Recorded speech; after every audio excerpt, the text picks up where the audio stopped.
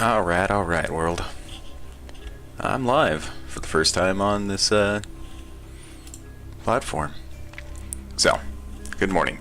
As many of you may know, or many of you might not know at all, I am AK Dust. I'm a, well, licensed optician and avid wannabe streamer. Anywho. I play games mostly on the weekend, typically low action games, though I do occasionally dive into Helldivers for the fun of it. Today what we are playing here is going to be Stoneshard. This is a bit of a hardcore fantasy RPG game. It is a turn-based, it is sprite-based. Honestly, I love it. I love everything about it. It really takes me back to the old school RPGs that I used to play back on the PS1 way back when it came out.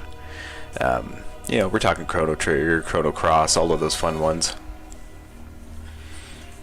But anywho, let's dive right into it. You'll see that this game is quite a lot of fun. It can be definitely challenging to learn the curves at first, but once you do, it's very rewarding to play through. So let's go ahead and get into it. We're going to be starting a new game. Actually, this is something interesting. I recently come back to the game.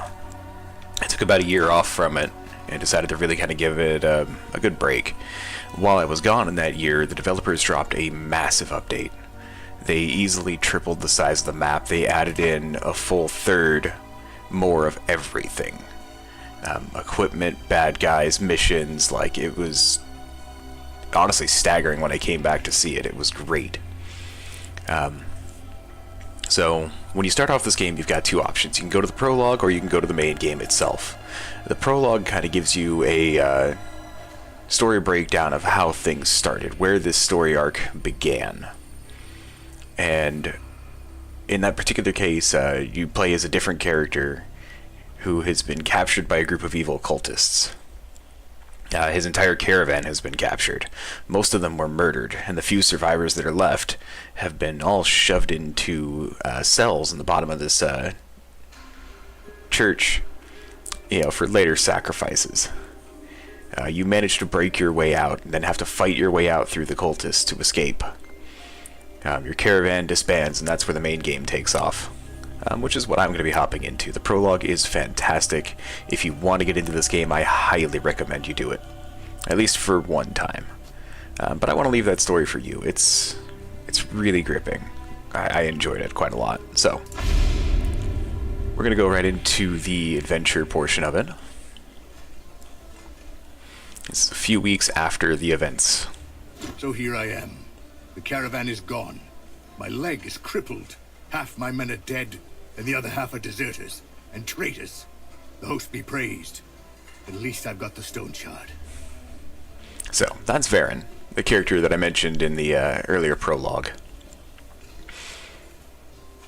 If I knew I had to deal with an entire cult of devil knows what, I'd think thrice before getting into the whole mess. I'm too old for an adventure like this. Only I could have a good talk with Gwinnell right now. I'd ask him what the hell is going on. I've been doing this for 30 years, but I've never found myself in such a tough spot. I need to get back to Bryn. I'm not up to going there by myself, so that's why I sent for you. Do you remember how I helped you out back then? Well, time to return the favor. Damn, it's been so long. Tell me, what have you been up to? Alright, now's the part where we get to pick our character. As you can see, there are 5 starting characters. Eventually, they're going to be adding in more, and even the ability to create a character, which I really look forward to. So the fun part about these characters, you can see they've got D&D-like stats. And each of the stats tell you what they do, and also where they upgrade the best. Velmir here is the newest of the bunch. He has his own unique skill, they all do. Upon receiving an attack, he is granted 4% accuracy for 4 turns. And the attacker is applied with a +4 damage taken for 4 turns. This does stack, so the longer the fight goes on, the more accurate and more dangerous he gets. Which is fun. I've done it. Beyond that, you have Jorgrim, the Reaver. He's a dwarf, the only dwarf in this so far. His ability is Berserker Frenzy. For every enemy that he kills, he gains bonus damage and crit efficiency. And again, this stacks. This makes Jorgrim a bit of a train when it comes to killing. What I mean to say is that he starts out slow and eventually just bop, bop, bop, bop, like, and you get to the point where you're just cleaving through everybody. It's fantastic. Arna here is a knight. Her ability, Vow of the Feet. For each enemy within her vision, she receives bonuses to both cooldown, to ability cost, and to damage taken. And again, this does stack, so the more enemies there are, the stronger she'll be off the start. Downside to this is that as you whittle down those enemies, she starts losing those bonuses. A bit of a double-edged sword on that one. Derwin here, probably my personal favorite, is typically the ranger character. So his ability is called Sharp Eye. The first attack he makes that hits an enemy applies it with a -10 dodge chance and +5 damage taken. So you can use this in a couple of ways. I've used him in the past both in ranged and in melee, and after that first strike, that target is now weaker. But you've got to finish it within those 12 turns. At least, I prefer to. Beyond that, we have Janna. Janna here is our resident mage, runaway sorceress as they put it.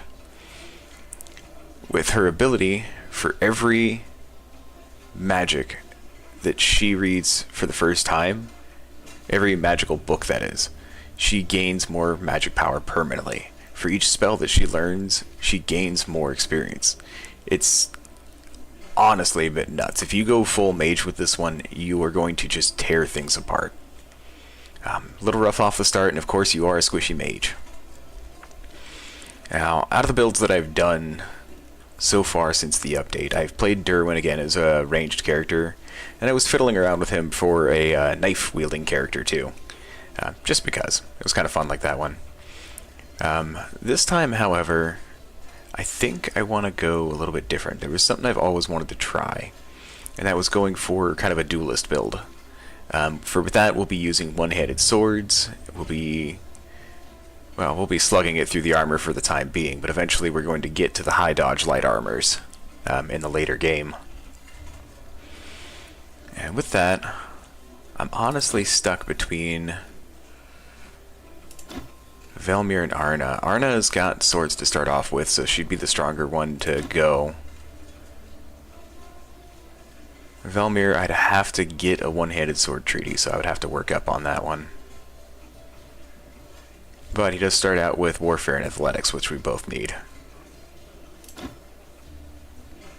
I think for the time being, we'll do Arna. I haven't played her in a little while now. So here's the deal. I can't walk to Bryn with my leg like this. So unless you plan to carry me, we need a cart. We need horses. We're in luck, though. While you were away, I had a talk with the village elder. We came to an agreement. We'll do a couple of tasks for them, and they'll give us a cart and 2 horses. Don't worry about the job. It's nothing special. I don't think you need my advice on how to deal with brigands or the undead. The elder will give you the details. You should go see him right away. No time to waste. I almost forgot. Here's a map of the area. You need it more than I do. You can also ask the innkeeper about local events. He is a talkative kind.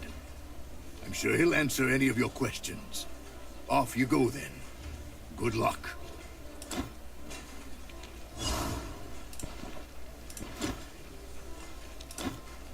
All right. First time I went with him directly.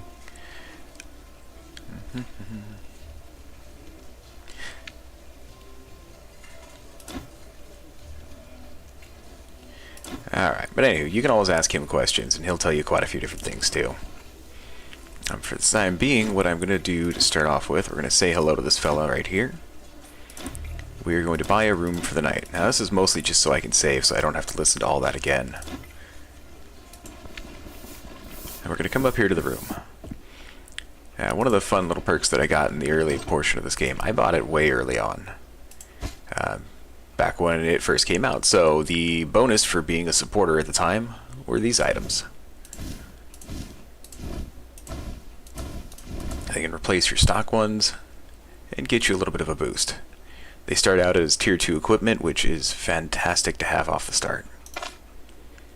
So for this map that he gave us, there's a couple of things we can do. You can always, of course, open up the map tab, and that gives you, well, not a lot. We're here. Reading the map, however, opens all that up. Now you can see, of course, that there are parts that are still in grayscale, and then there are the parts that are green. So as we go around the map, we need to explore each of these tiles to find out what is there, and then it'll color in. And that, we don't need that map anymore. So auto-store this. We'll probably just sell this stuff here pretty quickly. Now, as far as Arna's starting equipment, part of the reason I grabbed her to begin with, she starts off with a pretty decent set of armor. Obviously, it's damaged. It needs to be fixed. That's going to be an expensive thing to do. So we got to take on a job to get it done. Arna's sword, however, is really nice to start with. Fish shield. Previous playthroughs, it was a square wooden shield. And we got no secondary, so we'll have to find something for that eventually. Oh, I almost forgot. Almost. Almost got me, game. Alright. Now, as you can see, there's a lot of things that I can scroll over with this. I can talk to all the different people, I can pet the cat, I can cook, I can pick up items. Now, you'll notice, though, on some of these, the hand turns red. Other things, they're white. If it's white, it's okay and safe to grab in town. If it's red, on the other hand, well, that means you're stealing it. You might get arrested, might go to jail, which we don't want. This fella here is Ram. He's the town drunk. Aside from not having anything to sell, he does have a job for us to do. So we're going to go ahead and pick that up. There are a few jobs around town. Just people looking for odd things. The blacksmith here as well. You have any work for me? Here's the deal. Odar, being the town elder that is, ordered me to forge a bunch of new swords for our guards. However, I can't bring myself to waste good iron on them. They don't even dare step outside the village. What the hell do they need good swords for? So that's what I have in mind. Bring me some junk swords, I'll fix them up, put them to use. Cleavers and other crude simple blades will work the best. 3 of them should be enough. I'll pay you much more for that crap than you usually get. So we'll take the deal on that one. On that, there's this guy, Bert. Bert is the local everything merchant. Bah, mercenary, fresh from the road, let me give you a piece of advice. Stick with me and you'll be rolling in gold in no time. I have a business offer for you. The previous mercenary used to bring me all kinds of wares, and I paid him generously for them. Everyone was happy with that deal. So, how about you and I have the same arrangement? What happened to the previous mercenary? He overestimated his abilities. Yeah, that's something you'll find in this game. So one of the reasons I picked this up to begin with was that the original descriptor for the game was quite literally one line off the start from the developers, and it was, you are not the hero. You are a mercenary. So expect to die. Expect to die often. So let's see, Bert, what do you got to start? So of course I can sell this stuff here. He does buy these, probably not for the best price, but he does buy them. Novice hand wraps for magical, which you don't really need. Enchantment scrolls, copper ring. Rings are nice. They do give you a little bit of bonuses here and there. Same with the amulets. They do help out. I'm not going to buy them off the start, particularly because when we get into that first dungeon, we are going to be getting a lot of those.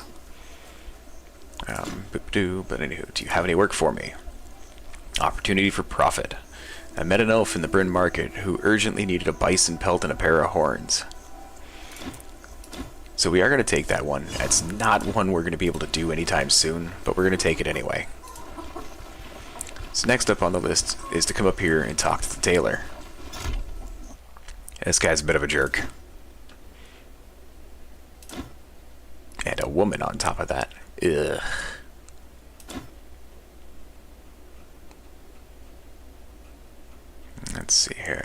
have any work for me? Yeah, he wants a bear pelt. Again, we're not going to get that anytime soon unless we stumble across it. But we're going to take the job anyway so that we have it in our repertoire. We can always come back to it. Alright. So there's some gloves. I'll consider that. Dodge chance, rope belt, crimson headgear. Thing is, we're always going to be a little bit strapped for cash off the start. There is another guy over here. He's the carpenter. He works with wood, arrows, bows, all that fun stuff. He doesn't really have a job for us, though there is one. It doesn't come from him. You'll see what I mean. So this guy here, Freed, he is the herbalist. Sells you everything that you need, as well as gives us this small quest here. So in this one here, we're looking for 3 pieces of herbs, 2 of which we'll be able to find here in town, and the other one will be right outside. So we're just going to go ahead and do that real quick. Now, when you're walking around, yep, there's one already, agrimony. You can hold down the left Alt button, and that's going to highlight anything that you can pick up. It'll show the name right above it so that you can see what there is to grab. Lentils is a food. There's, of course, a chicken coop. We could take eggs out of there, though that would be stealing at this point. Hemp is always a funny one off the start. Because, comically enough, you can smoke them.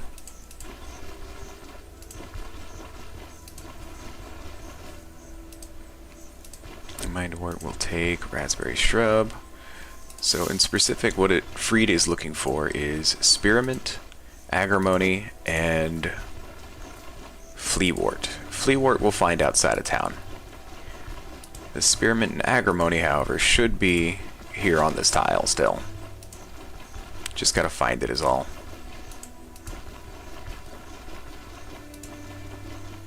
If not, we'll just step outside of town for a minute. Oh yeah, there are also these blueberry shrubs you'll find throughout a lot of the world. There's nettle. There's a workbench we can use. There we go. See, there's the second one, spearmint. So for the third one, we're going to go ahead, we're going to come up here to the roadway.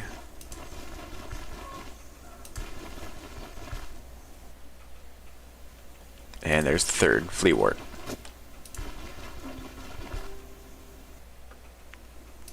Didn't even have to go that far for it. Oh, also, you can use your middle mouse button here to scroll the tile, so you can travel longer distances just a little bit quicker. Now, the fun part about this game, at least to me at any rate, the whole thing is what I would consider real time.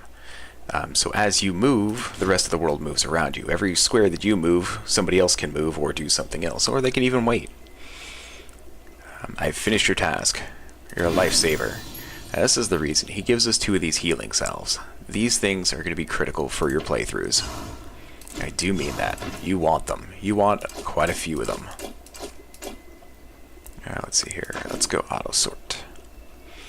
So we've got a splint, we've got a bandage, so that'll be good off the start. We've of course got our water skin.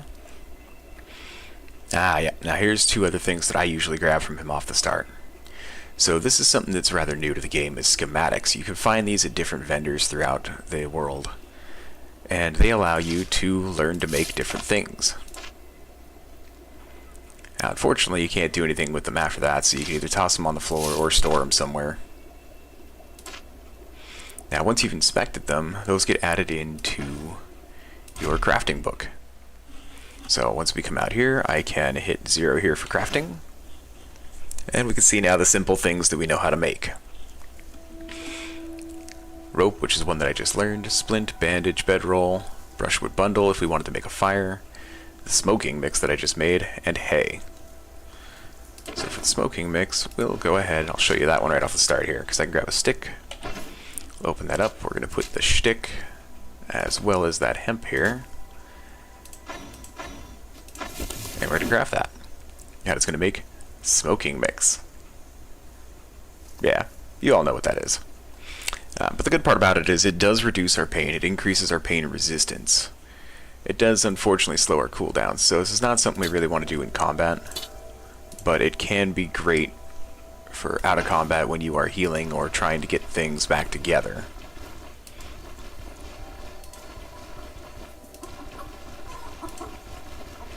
So now that we got all that together, we are going to come up here, we're going to talk to this guard guy first.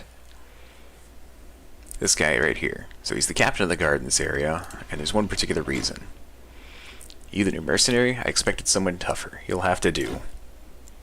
I've been told to provide you with equipment. So the good part about that is you can now pick if you want pieces of equipment. This can help you to get a different build off the start, you know, something different from what your character starts with. So like Arna here starts with a sword and shield, which for me is lucky because that's what I'm going to go for. But if I was going, say, for two-handed swords or two-handed axes or anything along those lines, I could ask him for that and he would give me it. They are not going to be high quality, just saying. So what I'm going to do is I'm going to take a crossbow. The reason being is because out of the items he's going to give you, the crossbow is going to sell for the most. And which I will do eventually, but for the time being, I'm going to stock that right there. Because in the early game, I need to soften up my enemies. Don't think we've seen a woman mercenary. Well, if you can deal with our village problems, then I don't care. Farron didn't tell you? We haven't had a capable mercenary in Osbrook for quite a while, so there's a lot to deal with. Gangs, cults, undead, lots of places around here to attract filth like that. We don't have any guards, or many guards, so I can't afford any of them dying. That's why I need a mercenary. What about affording the mercenary dying? I might have to put it a bit too bluntly. That's what you're being paid for. You take the big risks, and I reward you well in return. It's only fair. Well, let's get to business then. I have several contracts available. If you fulfill a couple of them, then we are even. You'll have your cart and your horses. So the only one that he has to start off with is Bandit Den. This is going to be the same one every time you take this. Every time you start a character. Which is fine. It's a one skull. So, this is where the game has changed a little bit. You can now ask him questions about those contracts. You ask him, what's the reward? 420 crowns. Now you could haggle for more. It does hurt the reputation that you get off of it a little bit, but you can get more money. But often he's going to ask for something else. So it's like, you know, oh, I'll double the reward, but you got to get it done today. Which can be very rough off the start. So 420 is good enough. How much time do I have? I have 3 days to get this done. What can you tell me about the location? Not a lot. It's pretty unremarkable, at least in terms of size. So what that means to you, and you'll get used to it as you go on the game, but what that means is the dungeon is not going to be overly large. There's not going to be multiple levels to it. Relatively small for us. Who's in charge? A brute in every sense of the word. He's as strong as they come. So he rules over his gang the only way he knows how, with fear and intimidation. Yeah, he's a big galoot. We'll have fun beating him up.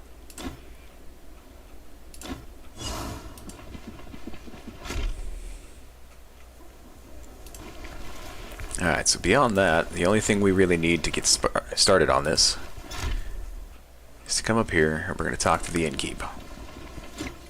We are going to save before we get out of here, but in particular, I'm here for food. So they added a bunch of new foods into the game and cooking mechanics as well, which is fun. But we are going to be looking, let's see, vegetable salad, the Osbrook bread bowl. You can see there's a lot of benefits with that one, but the cost is also there too. Green salad's always right. Nice. Bonus to restoration and stuff. With the start of the playthrough, I did start with a bread loaf already, so we're just going to go ahead and hold on to that. You can get pancakes. Pancakes are fun. Lentil soup. So this one you can actually make, which is nice, and I'm actually going to go ahead and grab that one. So we'll hold on to it for now, mostly because we're not hungry at the moment. Now if we open up our character pane here, we can see all of our combat stats. We can scroll through all this if we really feel like it. Go to our health, and this is where you'll find everything. Your hunger, your thirst, your intoxication, pain, fatigue, immunity. This is what I mean when I say that the game is pretty crunchy, when it is pretty difficult off the start, because you gotta manage all this. And all of your locations also have conditions. And as those get worse, things can get bad for you. You have your morale and sanity, you have different maladies. You take our traits, check our bio, all of that fun stuff. So we're going to come back over here. We're going to just rest for an hour. Now, let's see. Let's go ahead and break these down.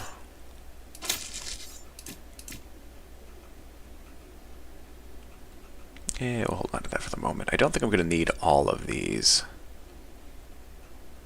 So I could drop them off here to make a little bit of room. I am dropping these off for sure. I typically try and take 3.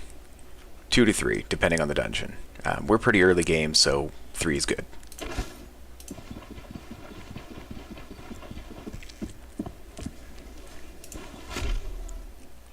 Alright, now that we've saved... Oh yeah, that's another thing I haven't mentioned. Saving in this game. So you can only save when you sleep. Well, mostly. At least properly save the game. They recently added it, you can actually just save and exit. It'll save your character exactly where they are, and you can exit the game as you need to and come back to it. The downside about this is it doesn't actually make a save entry. The moment you load that game up, that entry is going to disappear. And one thing we are going to do to make our lives a little bit easier is to move the reload button over here. We've got rest, but that's also bound to the R key. Attack mode, which is going to happen automatically, and we can shout, which we're not going to use all the time, so we're just going to keep that on the character. Because we can right-click, reload, shout, rest, and attack mode. So we'll go ahead and load that crossbow. And one other thing we're going to do before we get going here is we're going to pick our starting skills. Now, for swords, one-handed swords in particular, there's 2 that we really want off the start. That's going to be Cleaving Strike and Keep Distance. That's because Cleaving Strike can hit multiple targets, which is fantastic. And Keep Distance allows us to maintain distance when we're dealing with enemies. So we're just going to go ahead and get those right off the start. After that, we're going to dig into... where's there? Warfare. Warfare is going to get us some fun ones. Seize the Initiative is the first one we'll be picking up. So this one applies the target with negatives to dodge chance and block chance, making him a little bit easier to hit. After that, we'll probably get Setup, Opportune Moment maybe. This one, yeah, I like it. It does replenish energy on critical hits and counters, which is something we're going to be doing a lot as a one-handed swordswoman, sorry. After that, we're getting right on target. This is where the build is really going to take off. So right on target gives us bonuses to accuracy, fumble, and crit chance. But you can only wield a one-handed melee weapon and no shield. No other weapon in your other hand. Which is unfortunate. I get it. Alright, so we need to go to the bandit den, which is going to be out here, the fort at the outskirts. In the meantime, we are going to make one stop off on the way, and that is the mill. There's a reason for that too, and you'll see it when we get there.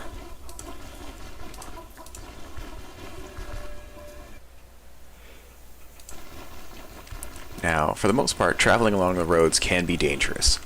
The bandits that do spawn mostly around the roads. I'm walking it currently because that is also where you're going to find Fleawort. Fleawort is, as you might remember, one of the herbs that I picked up for the herbalist. Fleawort is super useful in the early game because it does restore limb condition at the cost of thirst. But as long as you've got a full water skin with you, that's not a problem at all.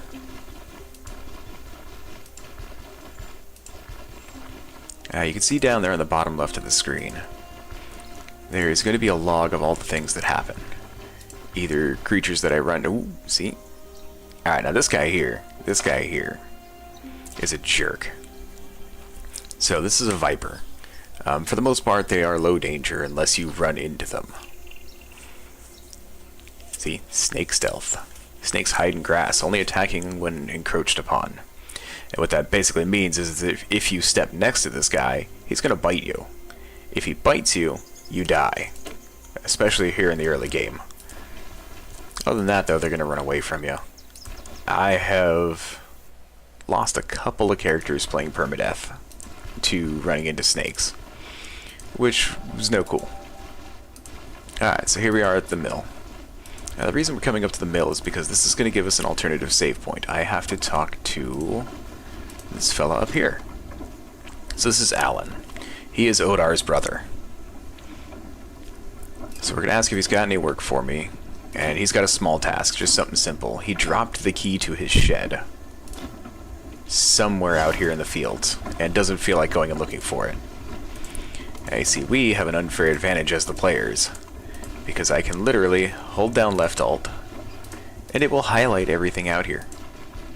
So even if I can't see the key, yeah, see? Like, I can't really, if I was just, I would have to really take a look for that. The reason we're doing this is because it's a little bit of bonus XP, and it's also, again, going to give us that spot that we can rest. I found your key. Here it is. That's the one. Thanks a bunch. Now go unlock the shed. Take whatever you find inside as a reward. There's also this peasant scythe I could pick up if I wanted to. If I was going two-handed axes, that can be a bit of fun. Kind of run around as a Grim Reaper for a little bit.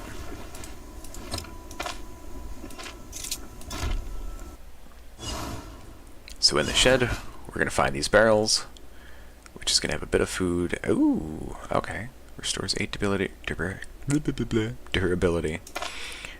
That is actually a pretty lucky drop because, again, my armor needs to be repaired. Now look at that. This pushed it above the broken threshold, which now means that I have my full armor this early in the game. That is big. Oh, that's nice. Okay.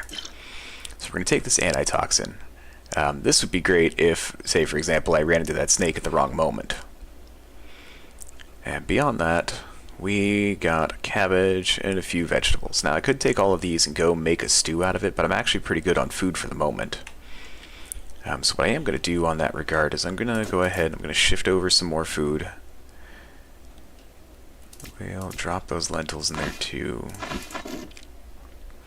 I think that should give me more than enough food to deal with the dungeon that's coming up. We are going to sleep there for 1 hour. And we're going to boogie on out of here. Now, as you can tell, if you're paying attention, the game has a time system. You do not have an infinite amount of time. As you sit around, as you rest, time continues to move on around you. That means that your character will get thirsty, your character will get hungry, your character will get tired. Nope, wrong button. That's leak up there. Okay. So again, we're here at the road.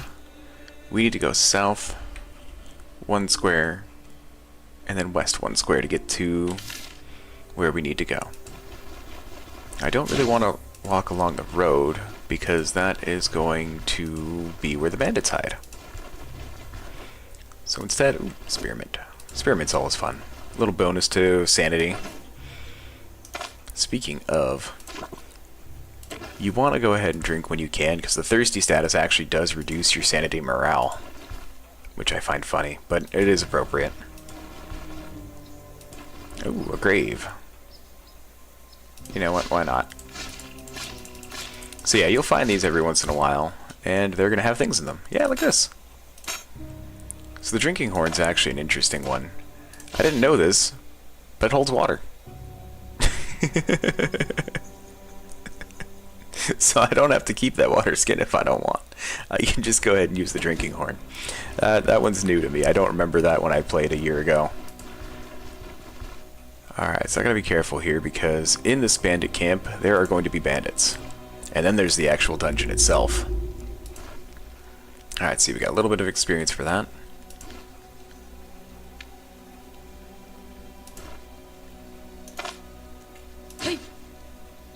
Alright, there we go. I got one. So we're going to back up so hopefully we don't draw the others. Hey, that was lucky. I usually don't hit them on the first shot. Yeah, that was an interesting one. So that one staggered the Rebel. The Rebel cannot move when he's staggered. He can't use abilities when he's staggered, which I love. Alright, so now we need to start counting squares here. Because I'm still in the early game, it takes me a turn to swap my weapons from my ranged to my melee. This guy also has a spear. So I've got a loaded crossbow. I can get one more shot off, then switch my weapon, and he's going to attack me. Oh, never mind.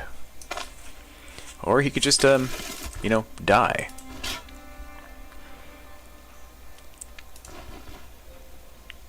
Now I've got a loaded crossbow, and one less enemy to deal with. Hey. Now, you want to be careful when you're drawing enemies, because they will alert other enemies around them. Alright, see, now this guy is one tile away. We're going to swap. And in this case, we are going to use Keep Distance. So what Keep Distance does is it allows us to reposition one square, and we immediately take a free attack on whoever moves up next to us, which is fantastic.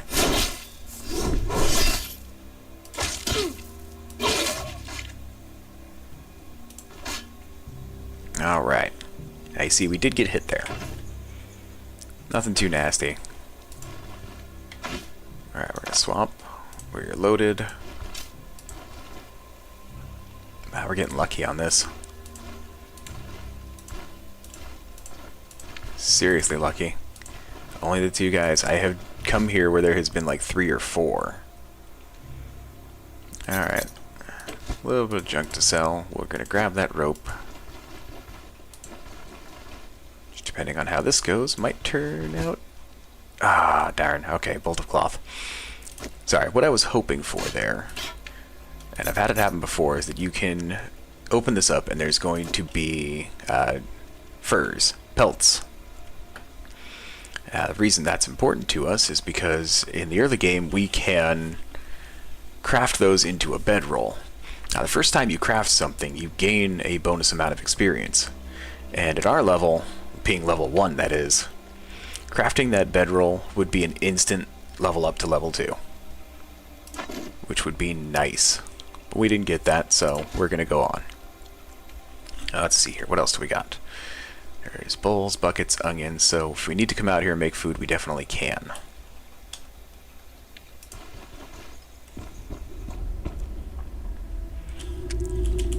So here in the dungeon, we're going to go ahead and use our first ability. This one everybody gets off the start. Examine surroundings. When you're in places like this, you want to use this a lot. Because it is going to reveal traps.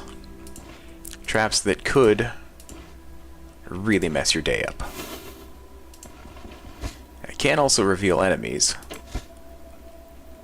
if you've got the perception for it. So we're going to maneuver around here and just see what we can find. So it looks like our exit is to the left. But I'm coming over here for this. See? Copper ring. Already getting some bonus healing. Now, I'll come back and disarm that trap later on. You get experience for that too. Actually, hold on. Let's see here. What is my experience? Ooh, that might be worthwhile, actually. Hold on. Ah! Well, that would have been terrible if I had been in combat. So this here is net. Net is a tool you can use. You can throw it at people. So I could equip this and then target somebody and throw it at them, and they would be stuck in place for a moment. This can be great for getting away if you need to, running places. For right now, we're just going to go ahead and leave that on the floor.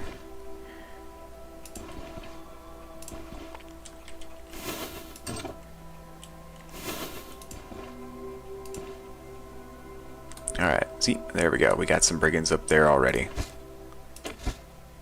Check this. Ooh, glad I did that. Now sometimes you can lure them onto these.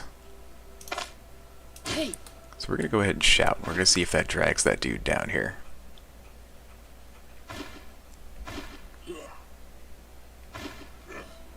Yeah, caught both their attention. Alright, so we're just going to go ahead and start shooting. I'm not expecting to hit anybody here. Reload, we'll switch weapons.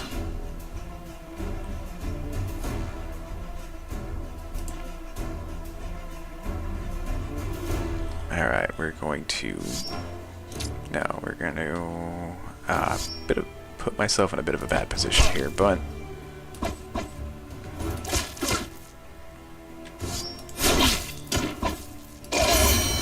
And there's that level up. We're going to go ahead and use that. So since we're going to be building into an agility and dex base build, you know, want to do fencing, swordsman, all that fun stuff, we're going to build into agility and strength. Agility because that is going to give us a better counter chance, going to give us less fumble chance, and eventually it'll give us better dodge, hands efficiency. We'll just get better. I'm also going to add on a little bit of perception later on, but for right now, we are going to bully full into agility. Alright, this is going to give us the first of our warfare skills. Seize the initiative. Like I mentioned, this one is going to be good. So since we just gained it, we can use it right off the start.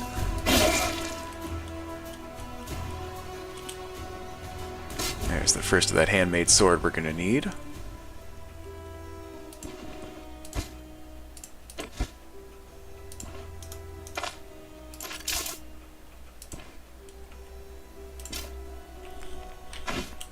Alright, we're already loaded.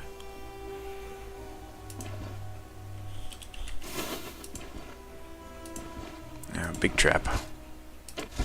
Nothing there. Nothing there. Now, there are also barrels around here that I can break and get stuff.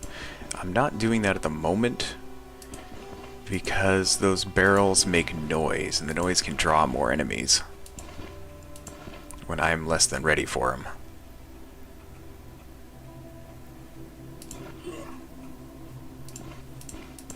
Alright, we're going to draw this guy back so we don't piss anybody else off.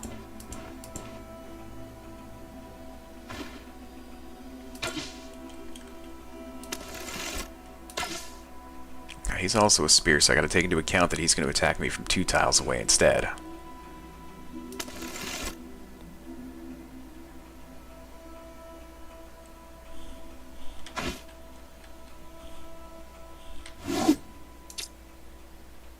Instead of letting him, though...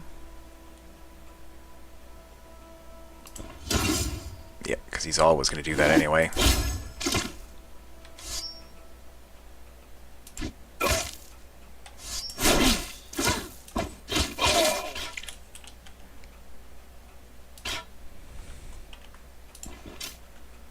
Alright, now as you can see, as we're taking damage, we're not just taking damage, we're also taking damage to our maximum. That has to do with our condition. So you can see I've been hit in the leg, I've been hit in the head. These things will happen. At the moment, we're not that badly hurt.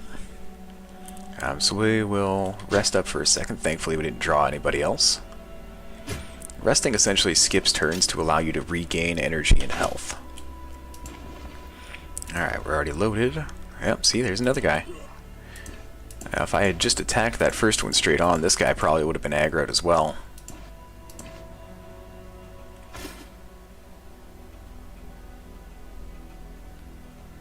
Oh, jeez. There's a spike trap there. Ah, darn it. Yeah, sometimes items get in the way. Switch to weapons, then we're going to step in. Step out. We do the hokey pokey. And we rip his throat out. Sorry, pardon my bad nursery rhymes here.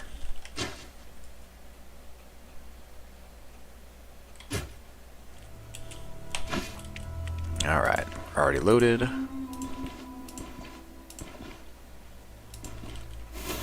So So I'm going to bet money that the boss room is up there at that double door that I saw past that one big trap. I'm not going there just yet. See, nothing open here. There is something open yet. Okay, nothing.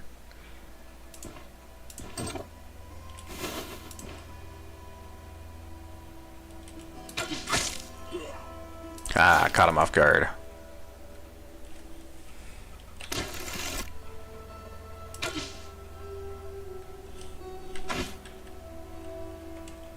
I guess I had an extra turn. Either way.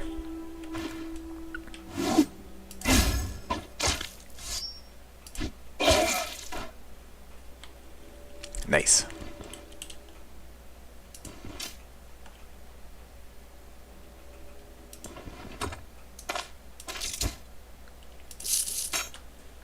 Now this here is a little 1 square valuable. This kind of stuff we can just tuck into our purse.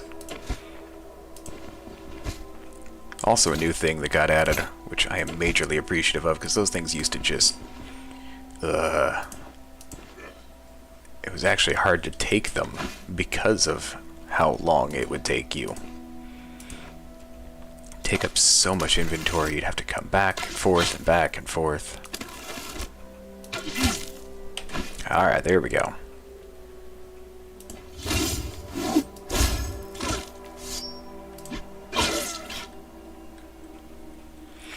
And that's kind of going to be our general play style there. We want to bait them in, then we want to mess them up.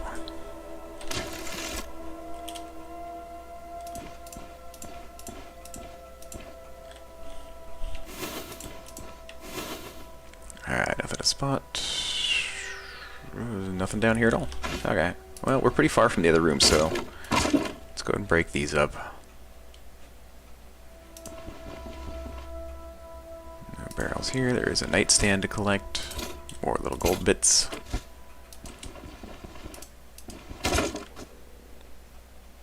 Rhubarb. Yeah, sure. Why not? Barrels to break down here. Nope. I'll come back for that spike trap later. I don't want to... I forgot to grab a crowbar, which is something you usually want to grab in the early game. Because it gives you a 100% chance to disarm something at the cost of damaging the crowbar. But it can be fantastic for these early game traps. Because otherwise I've only got a 50% chance to disarm them. So 50% it works, 50% I get hurt.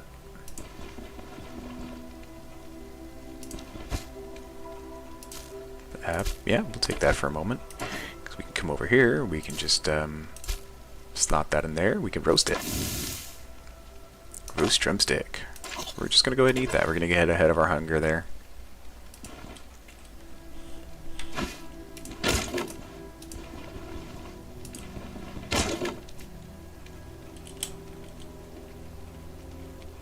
Gave us an onion, which might come back for. Might cook some stuff here since they've got a campfire going. Alright, so this is going to be the big boss room.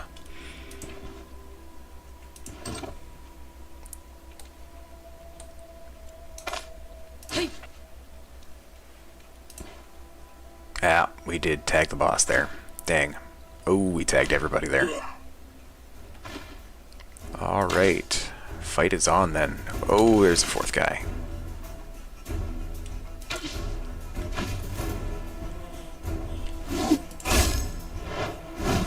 Alright, so what he's done is a hammer move that sets you up for an even bigger strike.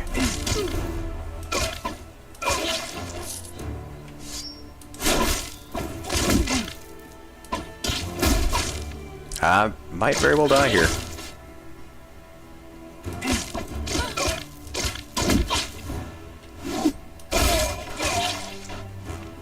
Whew, no, okay. Alright, Jesus loves us today.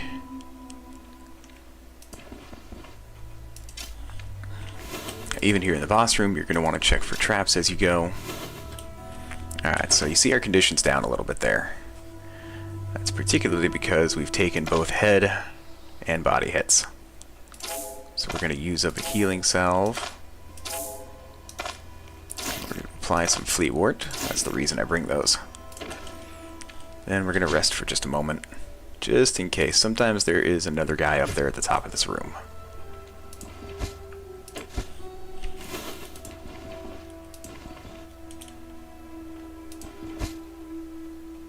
Oh, unfortunate. Reading it does get us a little bit of experience, but not a whole lot.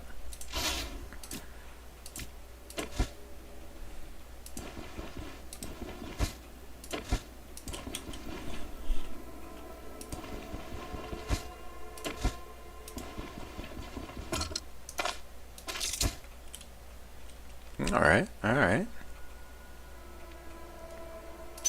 I mean, it is broken, but I'll take it anyway.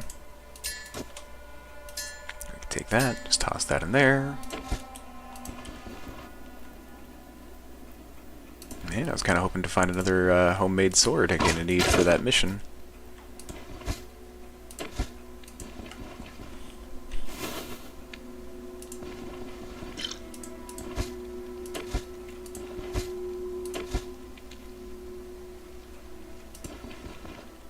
Alright, well, any barrels to break then? Yeah, there's some. Spirit, which is more alcohol.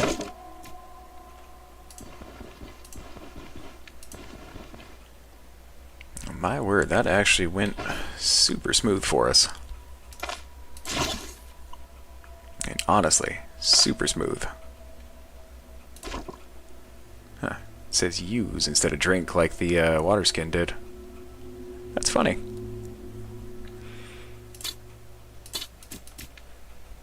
So we're going to pick up that spiked club. A lot of times picking up equipment isn't really worth it, because the condition for it will be so low that nobody wants to buy it. Alright, let's see here. We're only about halfway up on experience, so disarming these traps is not 100% necessary. So yeah, chance to disarm 50%. It could be something nasty like, you know, a fire pit trap or something along those lines. Which I just, you know, would rather avoid right now. Nails I can use later on. Peasant pitchfork, lumberjack axe. Man, Dookie on the loot drop for that. I was really hoping for that sword. Well, that's alright then.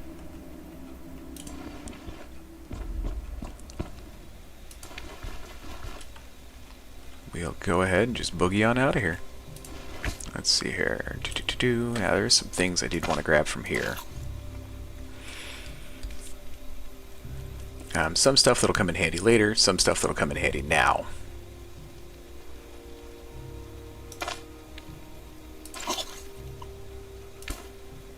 Not gonna need that mind warp. We're gonna be able to pick up plenty of that later on. The goat and dog is worth taking. It's a tier 2 spear, so it does sell for quite a bit. A handmade swords I'm going to need for the quest. Peasant pitchfork doesn't really sell. Neither does the war scythe. However, this, that.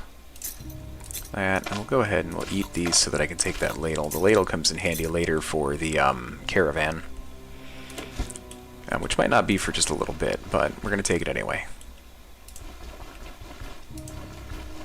And wow, guys, that was our first dungeon, and holy cow did we smoke it. Getting that armor repair kit early on was huge.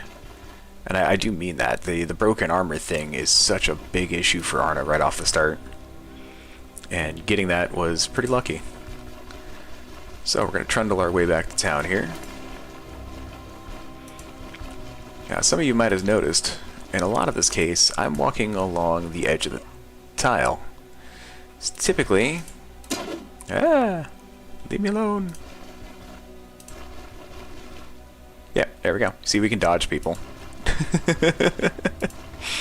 So if the bandits are within a certain number of steps from the tile, they will follow you. But if they aren't, well, you just get to dodge them. Like, no, man, I don't want that. Where are we here? We are at the start of the mill. So I could go ahead and go hit the save over at the knapsack there, but I think I'm just going to go ahead and trundle my way back to town here. Nope, let's reload that. Ooh, don't attack me, snake. I don't want to die today.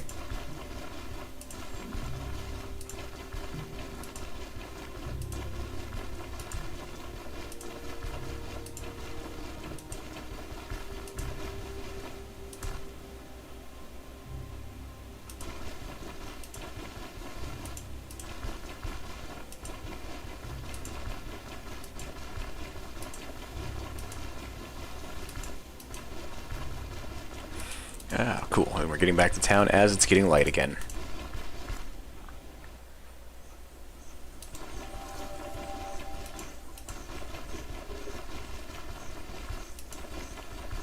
Alright, it's like I mentioned, we didn't get all the things that we needed.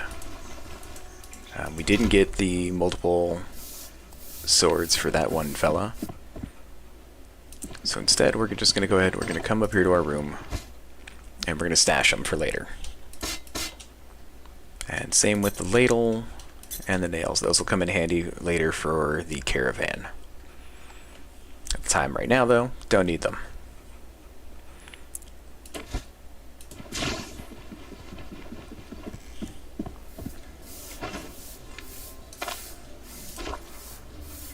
Man, that is cool.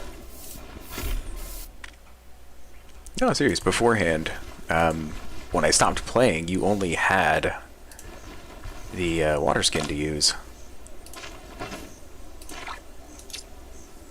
And well, yeah, it worked. It always was the same thing. Always. Took up 2 squares vertical. Which you had to, maneuver your inventory around, as you can tell.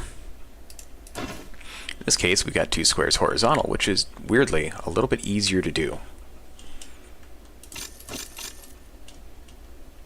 Oh, wow, he'll buy that too? Yeah, alright, I don't see why not. We'll have to go to the blacksmith to sell this. We'll have to go to Bert to sell this. Blacksmith for that too. Let's see here. So we got a little bit of money. We are also going to go talk to the elder real quick. After I sell my stuff to Bert. Reason we're going to talk to the elder is that in finishing up this quest, we're going to get more reputation for this area, which can help us out a little. Doesn't affect prices enough for me to really care when it comes to just selling off this kind of stuff. But it will affect it when I'm buying.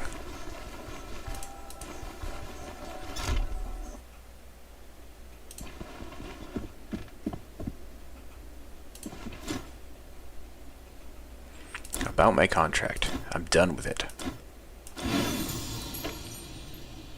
See, there we go. So our reputation has increased everywhere. With Osbrook, we have reached benevolence. What does that mean entirely? So if you come here to the reputation tab, so it's hit J to open up your journal. You've got your quests, your map, your statistics, but you can also come here. Now, getting us up to benevolence here. Yeah, we got a little bit of reputation from those 2 quests. We'll get more as we go through. As your reputation increases, prices will get better. You'll also gain access to more things from the vendors because they trust you more. So there is another quest we got to do after that one. I'm going to skip it for a moment so I can do a little bit of running around town here. What are you selling? I did see, yeah, I was gonna say, I saw a crowbar here, which we are going to take because it's going to be more worthwhile than the lockpick kit will be. Let's see, I already sold that, already sold the spear. I gotta go over to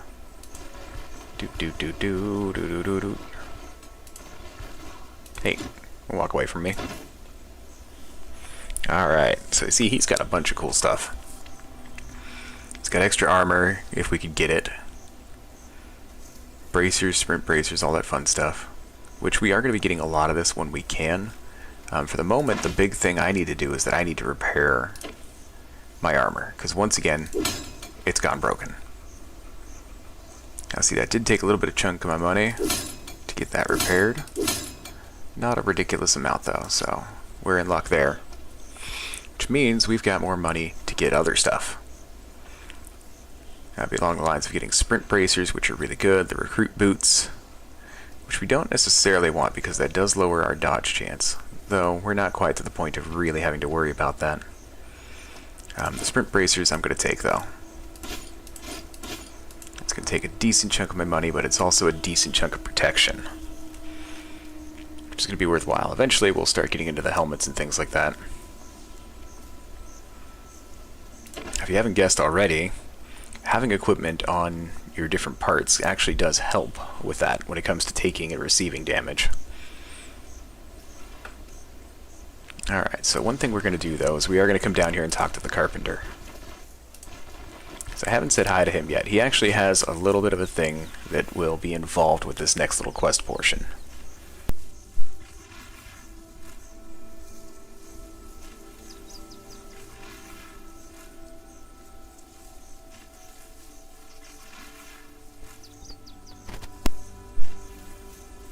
Alright. Maybe he'll bring some order at last. Waiting for Odar to do something about this is a waste of time. Who do you call guards? It's either geezers or yesterday's youngsters who have had weapons handed to them. Now they serve protect, so to speak. Each of them is still wet behind the ears, or even worse, is way too long in the tooth. I'm telling you, they'll be slaughtered come the real fight. Something that Odar doesn't care about. But yeah, so this guy tells you a bit more about the village, and about people that have come and gone. You're not fond of the Elder. Why would I be fond of that tyrant? Why do you think he even became the Elder, just to sit in his attic, never take a step outside, not a care in the world? He spends his entire day at his desk, scribbling who knows what. Just imagine working outdoors, be it in the rain, or heat or rain, while he's scrawling his doodles. Makes himself look important, all puffed up like a toad. He eats and drinks for 3 men. So I've been telling folks to open their eyes to what kind of elder he is. A mooch who lives at our expense. Wouldn't be too bad if he were one of us, a local, but no, he's an outsider. Hell if I know, he doesn't speak much about it. That bastard, he has a northern accent, so he might be from Eaters. It seems like he has friends in the magistrate, and that's how he got himself a cozy spot as the elder. Now he lives off of us. There is no getting rid of him without answering his patron, or without angering his patrons. So yeah, basically, this guy, Jerk, he's really pissed off at the elder, Odar. Particularly because of what happened to the last elder, as well as the last mill owner. Like I mentioned, the current mill owner is Odar's brother. This is the story that Jurg tells you about, is basically that out of nowhere a group of bandits came in and murdered everybody at the mill, and Odar refused to send troops. He was like, oh no, we're going to wait this out and see what happens, kind of thing.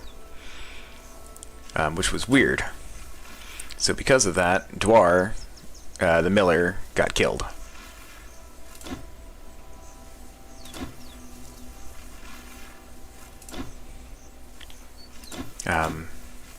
And after he was killed, Odar put his brother in charge of the mill. And it's no secret to at least this guy here that made a lot of money doing so. So he tells the whole town about it and pisses off Odar, for spreading these quote-unquote lies. But that comes in here at the next little story part. This is something actually new. I didn't know this before, if it even was in the game when I was playing.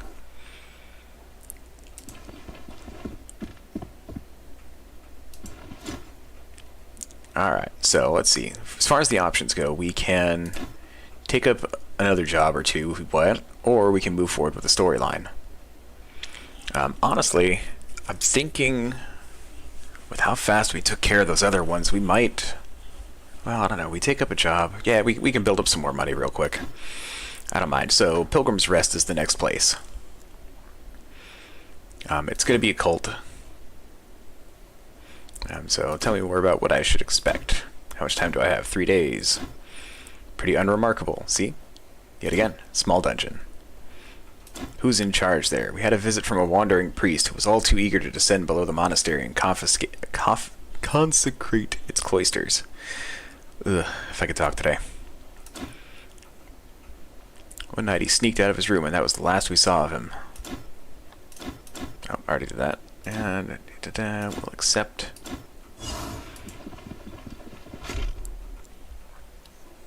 Alright, so let's check the map. Where is that? That one's south of us here. Ah, okay. I thought it would be near the Drunken Woodsman like it normally is, but that's a little bit farther off. So I might cut cross-country here to just make it a little bit quicker. Normally I'd stop off at the Drunken Woodsman and at least get that one kind of notarized, you know, on my map, so to speak. I'll do that again here in a little bit, but... So we'll get a room. We've still got plenty of food for now.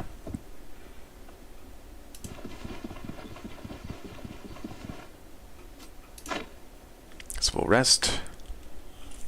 Now we could rest longer and we'd end up getting what we call a vigor bonus. A vigor bonus can definitely be a worthwhile thing. Let's see. I don't think I really need to reorganize anything. We'll toss this in here. Not going to need that anymore. We've got 2 things of food. We should have plenty for the trip. Alright, let's get to it.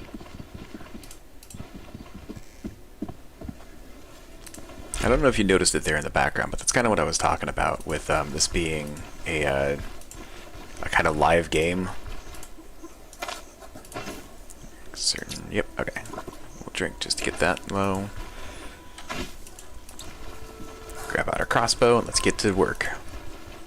But anywho, like I was saying, in the background, you could see that people were moving.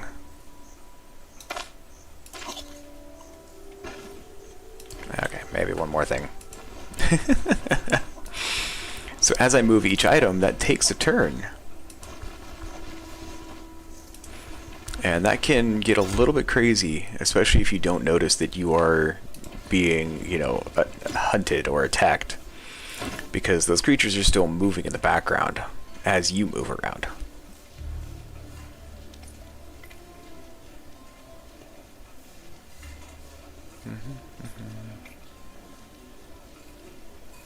Ups my immunity. Ups my immunity. We're going to take that one. We'll sell this bowl back to him.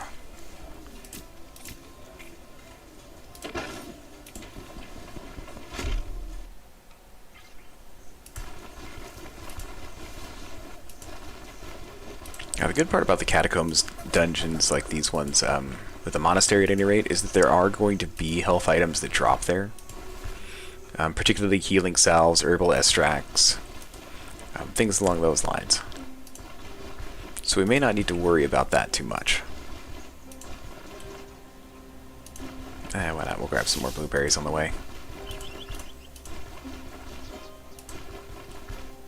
So that's Henbane. Henbane is an interesting one you can use kind of as a drug. It gives your character a berserk rage kind of thing. Of course, at the cost of becoming intoxicated.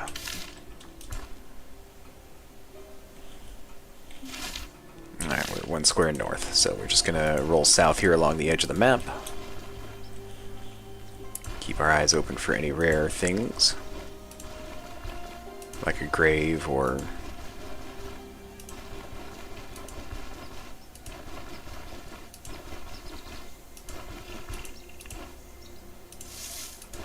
Raspberries aren't rare, but I like them anyway.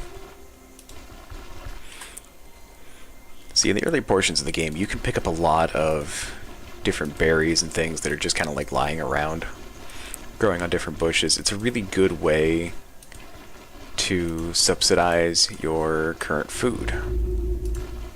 Alright, so this is Pilgrim's Rest. As you can see, there are a few different corpses. Well, if we got room, we'll take that bucket later. Hey! I'm gonna put that in there.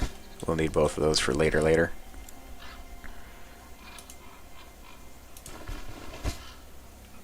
Oh, that would have been a lucky lucky find if I was playing a mage. Kamek is not bad. Alright, let's go inside. And again, see? First thing I did, I hit the Examine Surroundings button. Okay, so this one looks like we got east and west to go. The contract states I need to kill all enemies, which is just fine by me. Oh, it's these kind of doofuses. So these ones are funny because they... So these guys are called martyrs. They're part of that cult. They're stuck in place as they are, and they just gain damage all the time. Now, the reason they do that is because, being willing sacrifices, they will heal their allies.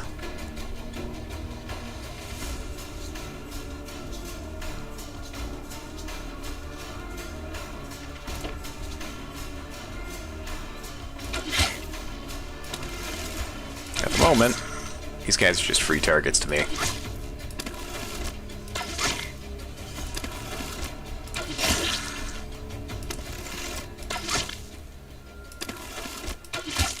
I guess actually I could just go ahead and switch to my sword and just come up.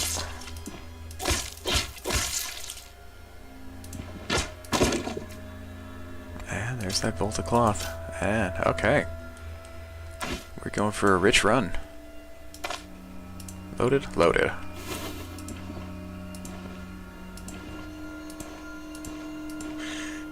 Oh, there's another one of those guys. Two more of those guys. I mean, alright, sure. Target practice.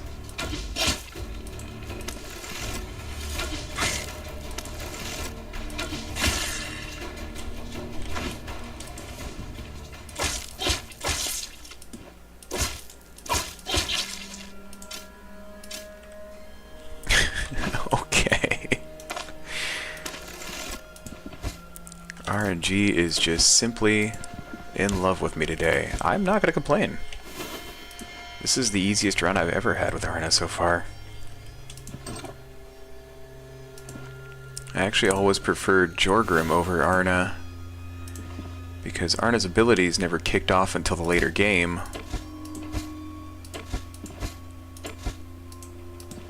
At least to me, at any rate. Jorgrim, on the other hand, was always stacked and ready.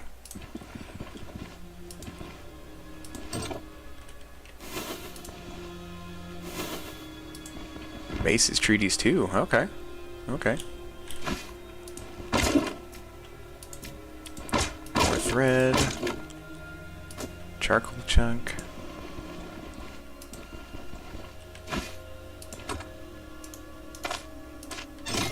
Yeah, see? Different animation now that I got a crowbar in place.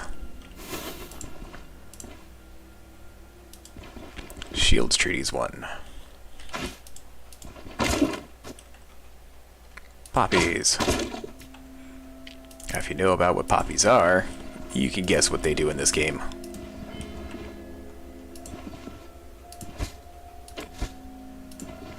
I was gonna say, I already checked those.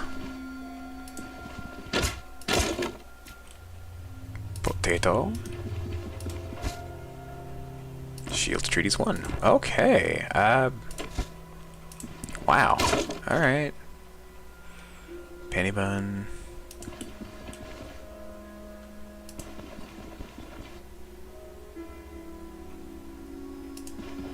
So what we're going to do is we're going to go ahead and we're going to grab up some of the valuables here. And we're going to drop them here near the entrance so that I can come back and pick them up. In the meantime, I'm going to go ahead and read that for the 25 experience. I'm going to read that for the 50 experience.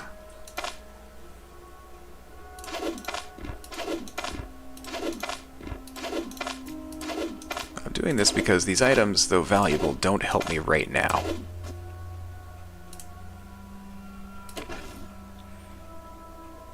They do not and will not help me until I get back to town. A couple of bookcases up here. Silver class, we'll toss that into the valuables. Yeah, well, that was something I forgot to do now that I think about it. I didn't sell my valuables when I got to town. That is one thing I don't like about them being in the purse, is that I have a tendency of forgetting them. You know, out of sight, out of mind kind of thing.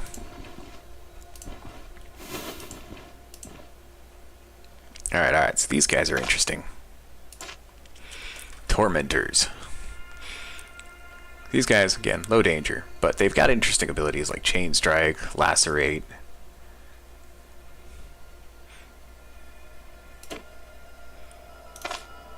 They pair well with these creatures, the Immolated. These guys are willing sacrifices and immolation. So, when they die, they gain a bonus to all other creatures nearby. All of the other proselytes, the cultists.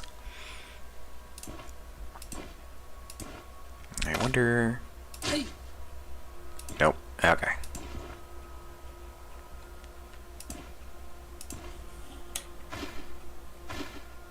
It does look like it just snagged the one, though.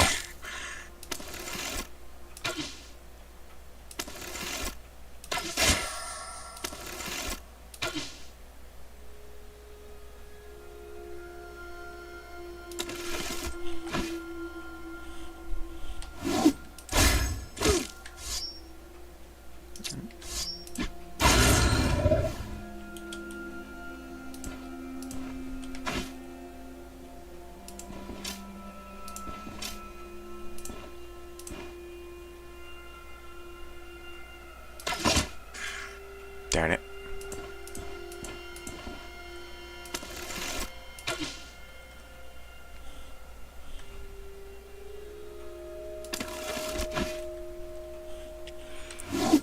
Seize the initiative. Oh, not cleave. We'll step back. Now we'll cleave. And with that, we leveled up again. We're again going to dig into agility to increase our dodge and counter chance, which we're going to be doing a lot of. Going to come back in here. Let's see. So this one's always fun. Skipping a turn, switching to another loadout, or using stances or maneuvers grants +5 accuracy, -5 damage taken, and -5 ability cost. Now this one's going to be great because we are going to be doing that a lot. But let's see here. Is there anything else we really need to grab right now? So we've got Armored Combat, Self-Repair, 2% to armor, weapons durability loss rate, that's nice. Allows you to dismantle pieces of armor into fragments, which can be used to repair other armor. Oh, that is pretty big actually, I like that. Brace for impact. +10 dodge chance and block chance for 2 turns. Grants all received strikes and shots. If equipped with a light chest piece, grants 50% crit avoidance for 2 turns. Medium chest piece.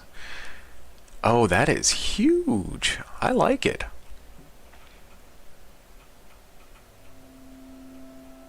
Oh, okay. Hard target here. Passive. Each shot taken at the character grants +5 dodge chance for 5 turns.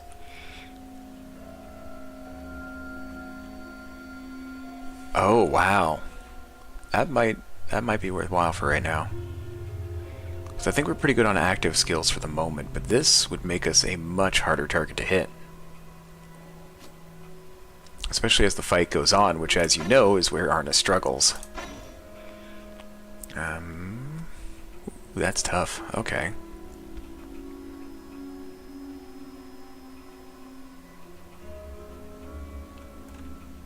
Let's see, I don't think there's anything I need with swords just yet. Blade maintenance is definitely going to be something we're going to want to.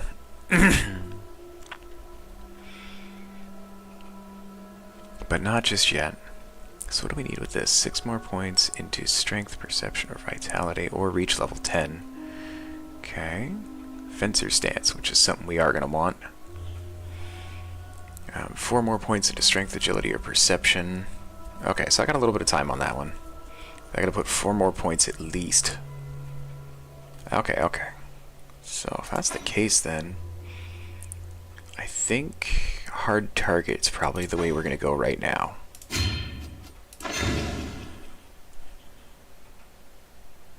Yeah, wow, that is nice. Alright, we're gonna rest up to gain that energy. Switch to the crossbow, we're loaded. Oop. Give me the bolt. And there's another treaty. Looks like dual wielding treaty.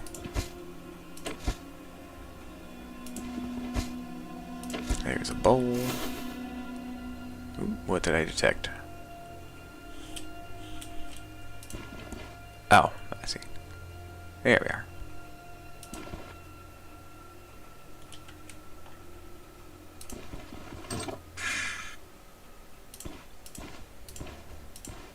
Alright, we're gonna bait this dude back this way.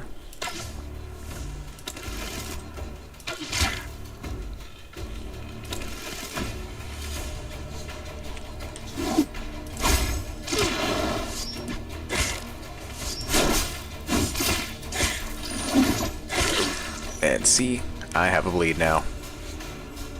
So bleeds are bad. They deal damage every turn. They lower your healing efficiency, energy restoration. It's bad. If it stays on, it will continue to damage. Ow, I'm bleeding from the head? That's mean! So in order to fix that, we use a bandage. Now, from what I saw there, my hunger is also getting up there. So we're going to go ahead and deal with that right now. We're just going to go ahead and eat that, get that out of the way.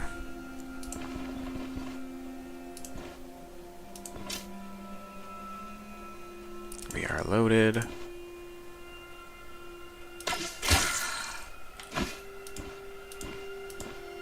Seems like we're still in combat. Oh, right, because he was still there. Not quite dead. Two-handed sword treaties 1. Wow, I'm just getting books out the wazoo today. I'm not complaining. Speaking of, let's go ahead and read those. Just for the XP on it. We'll reload.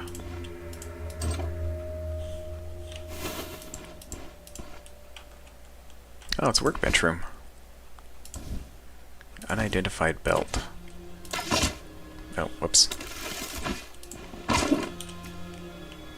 Beat, workbench. Did I see a schematic? Schematic for what? Oh, nice! We're just gonna go ahead and inspect that. Just say 80 gold. I wonder if that's worth keeping. Oh, okay, can't put it in there. Would have been nice. What about that? Nope. Okay.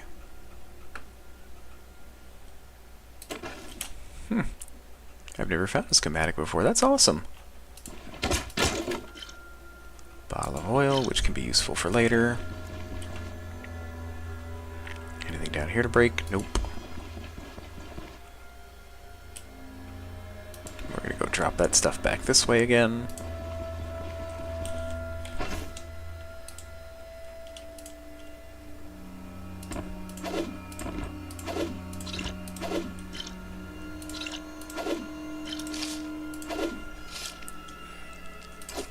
Not gonna need that plate anymore. Okay, there we go.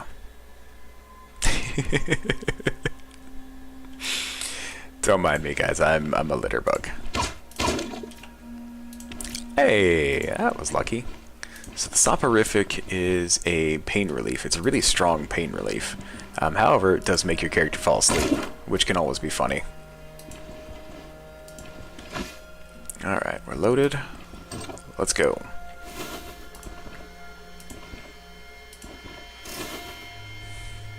And that's why I look. Traps. Traps everywhere.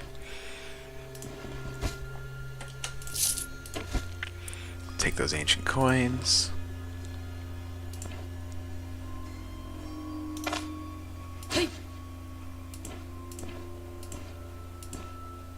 Yeah, I'm gonna make you guys take that hit for me. Ah, it's one of those. I'm not gonna get far enough away. Oh, he disarmed it? No way! I've never seen that before.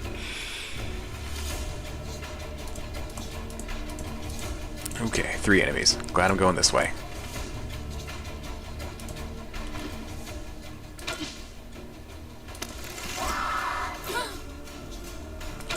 Ah, nice, I resisted.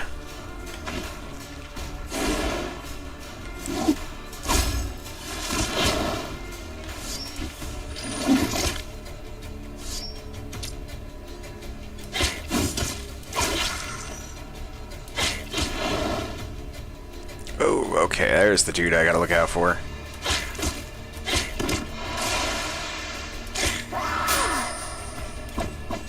She stunned me on that one.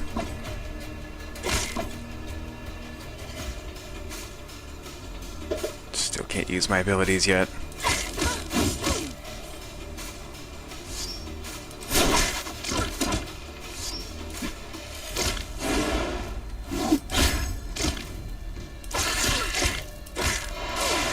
I'm in pain.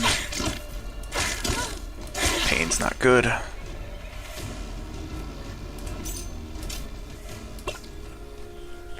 Alright. Looks like that fight's over. That hurt pretty good, though. They keep hitting my head. Why my head? Alright, see what I can do about the pain. I mean, the bonus to miracle chance is alright. Bonus energy is always good. Oh, yeah. Well, since that was the boss, I don't think I'm gonna have much more to fight up there. Though, maybe not. The mission's not over yet. That's something you've always got to look out for. The mission is not over yet. So instead, I'm going to drink the mead.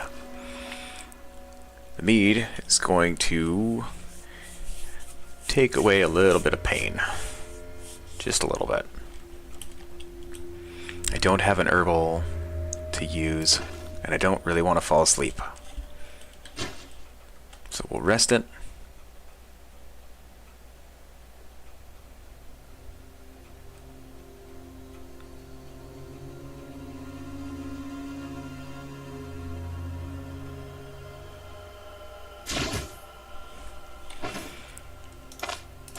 And that really didn't actually change my pain much.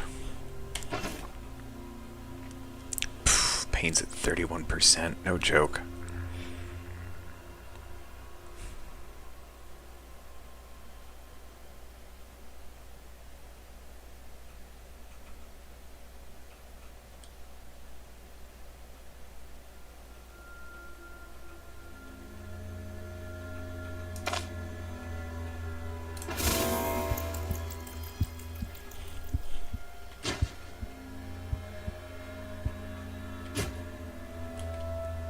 Alright. With that, the pain's back under control. Just had to roofie myself for a moment there. So if I had to guess, more than likely what's up there is going to be another one of those martyrs. No! No, I'm wrong. Very wrong.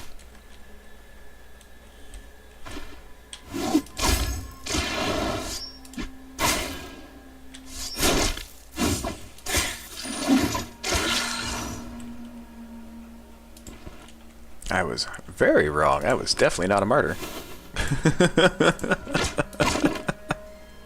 Well, I'm glad I didn't piss him off, because he could have buffed the other guys, and that would have been bad. A bilberry? What the fuck is a bilberry? Oh, look! Another two-handed sword treaty. I've already read this. What the heck? So many books. These vampires, man, they love to read.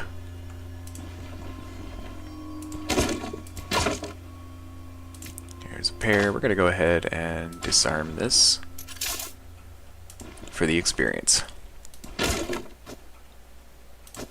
Another charcoal chunk.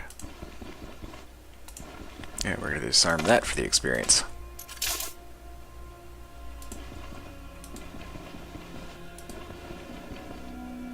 Alright, guys.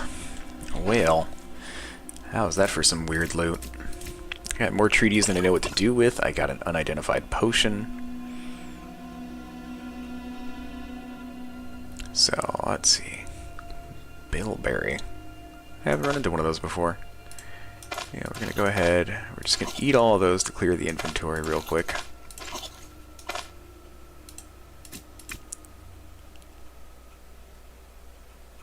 If I had another one of these, I could make fruit salad, which would be funny. I'm gonna eat that too. Alright, so let's hold the alt button there. Books, books, books. Oh, bolt of cloth.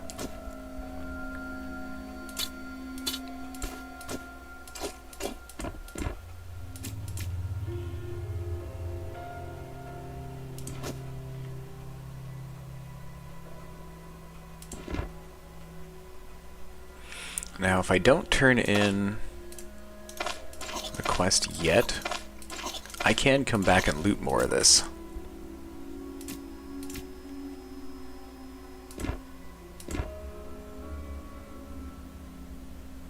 Which, honestly, I might do. Some of this I really do actually want to hold on to.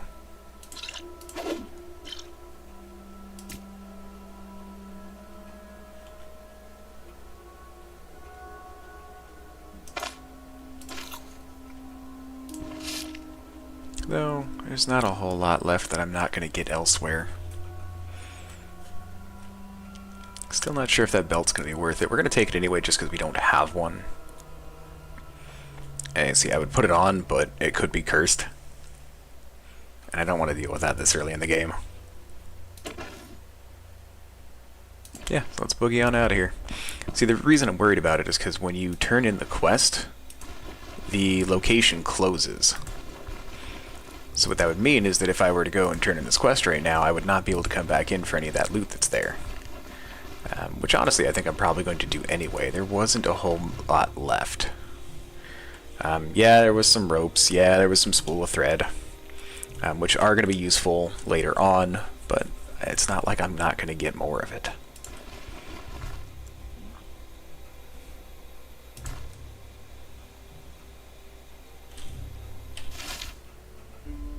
Yeah, we just need to go north. There are actually a couple of places you can turn in the quest. I could turn it into the Osbrook Mayor, Odar once again. I would get reputation for Osbrook. Now that I think about it though, I think I'm going to head over here to the Drunken Woodsman. The reason being is because there are alternative people you can turn these into. There is the Mayor of Odar, there is the local magistrate, representative who, at this time of night, is hanging out at the Drunken Woodsman. Now, the reason for that is if I turn it into him, I will gain more experience with Bryn, which is a town I'm going to be going to later on. I shouldn't say later on, it's actually not that far away from now. But either way, I get bonus experience in that location. If I turned it into Odar, I'd gain bonus experience at Osbrook. And in third place, if I went up to the tower where the guards are stationed, I could just get bonus money. Which, yeah, it could be worthwhile, but we're going to try and build up that Brim reputation a little bit quicker.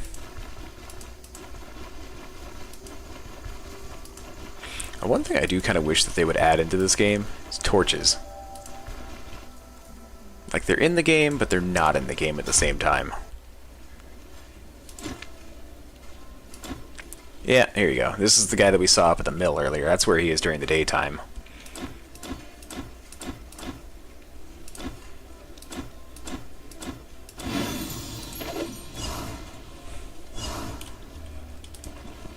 We're just going to leave that there. It's safe for the moment.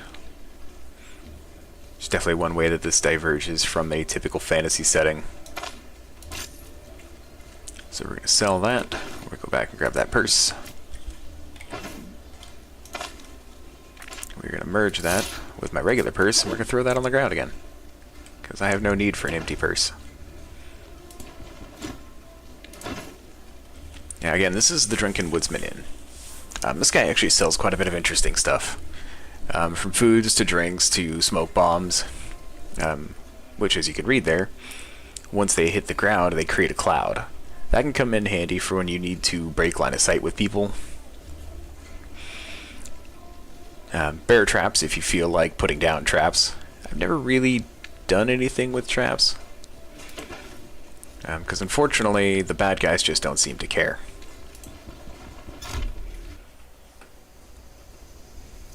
I've been told it works. I've never gotten it to work. So see, like, we could steal those deer antlers. But then we'd have to deal with the guards, which I don't want right now. So we're going to switch to my crossbow, and we're going to take the roadway back up to Osbrook. Considering how the fights went in that dungeon, I don't think I really need to worry about bandits. Yeah, I say that, you know, knock on wood here, because the RNG of this game can throw some nasty things at you here in the woodline. Be it a bandit ambush, a whole group of wolves, a singular boar, which can just mess your day up.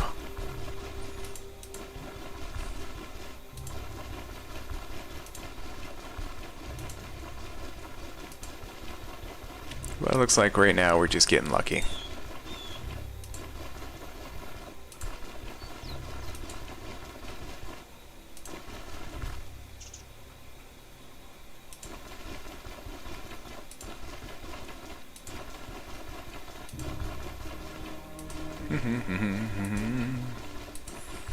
See, and here we are, just south of Osbrook again.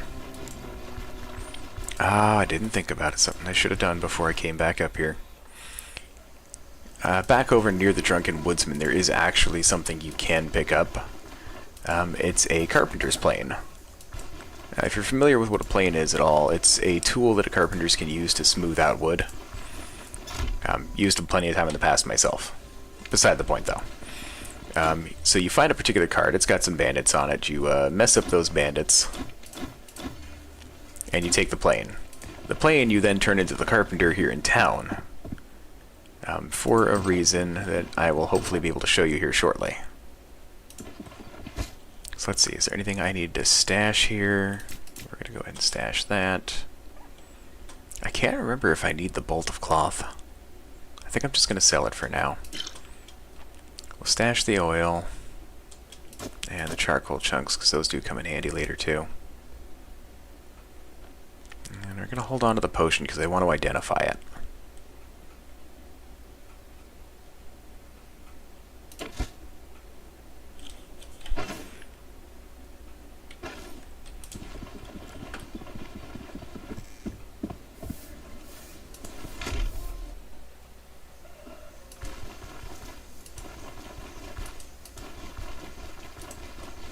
Alright, it's early enough in the morning, the people should be coming out.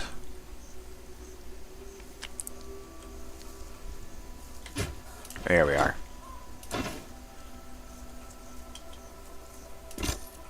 He doesn't buy them for much. Ah, okay, darn.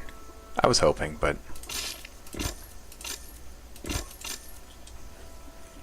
See, the one thing that Bert does sell is ID scrolls.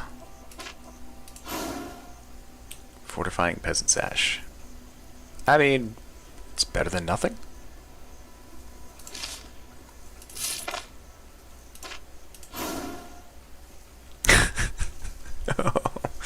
Potion of Deadliness makes me deadly. I thought it was pretty deadly to begin with, but alright, alright. Oh, that's silly. Okay. Well, I was hoping for better and all that, but I did not get it.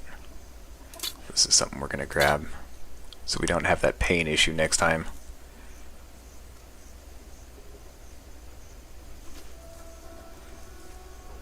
Alright, now I've got 1,000 gold to spend currently. So we're going to hop on over here to my blacksmith fellow. Again, I don't want the minus to dodge chance.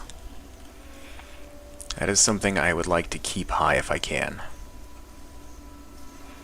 Chainrail, the guard blade, which I don't think is any better than what I've got.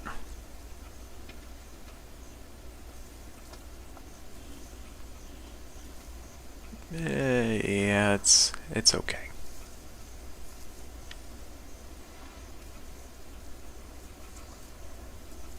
I think for the time being, my sword is just fine. The meantime, though, let's see here. 70 out of 75.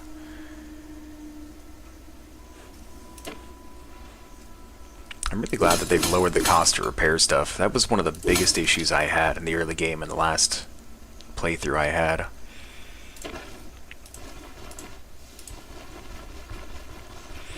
Because, like, to repair Arna's armor off the start was like 360 gold. Like, it was a little ludicrous. You couldn't do it off the start.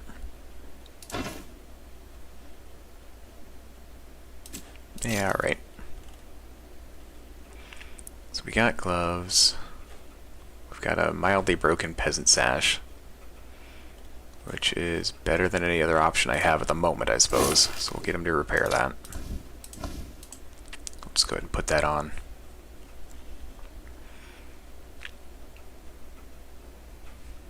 Broadband hat. Yeah, it's okay. Not much coming up on gear so far. Oh yeah, I should repair my soft stuff too.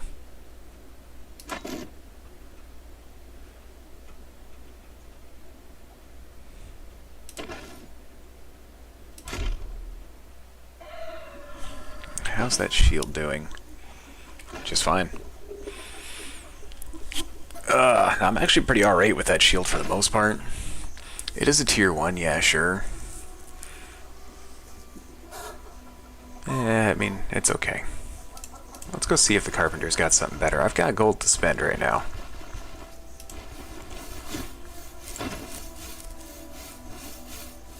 Yeah, he's definitely got better. So we've got an oaken shield, and we've got 2 heater shields. As you can tell, the oaken shield is the lighter of the two. Less block chance, block power, and all that, but it also takes away less energy. This one takes away more energy and also lowers my restoration, and lowers my dodge chance, which I don't want. So I think we'll take the oaken shield for the time being. Now again, when we get right on target, I'm not going to need shields, period. I will toss those back. I am going to keep the crossbow for now. I could upgrade it, but that seems like it's a little bit of a waste for me, considering I'm mostly a melee character anyway.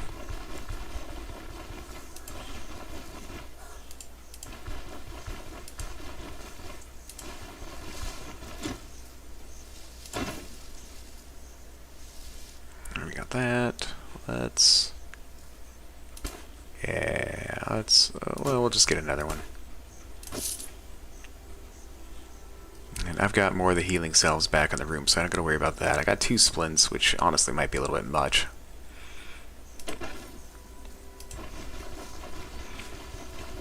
Alright. Well, this is a fantastic start to the run. Seriously.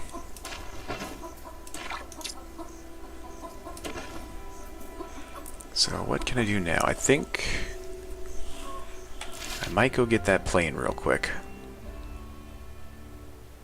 I gotta go back down to the Drunken Woodsman and then down to where the cart is. And it's pretty much always in the same location in comparison to the Drunken Woodsman. I guess I'll grab some food before I go.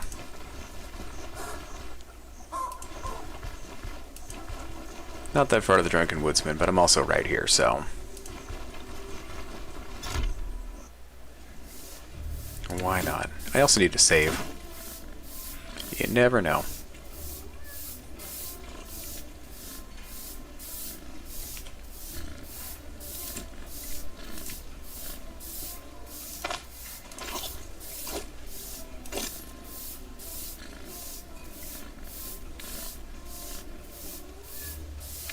I love that they added the sound effects for the cat.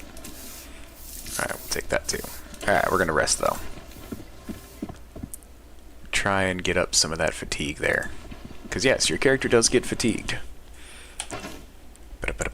Fatigue, 17%. Which isn't terrible. My immunity's alright. Morale and sanity are okay. So yeah, we're going to go ahead, we'll rest for a few hours and get that back up. See, it also adds this, the vigor bonus, which is honestly worth having.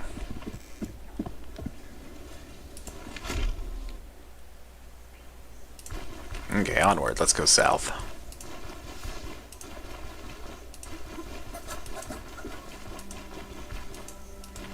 Now, on top of just clicking where you want to go, you can just use the arrow keys to move yourself. Not my favorite way of getting around, personally.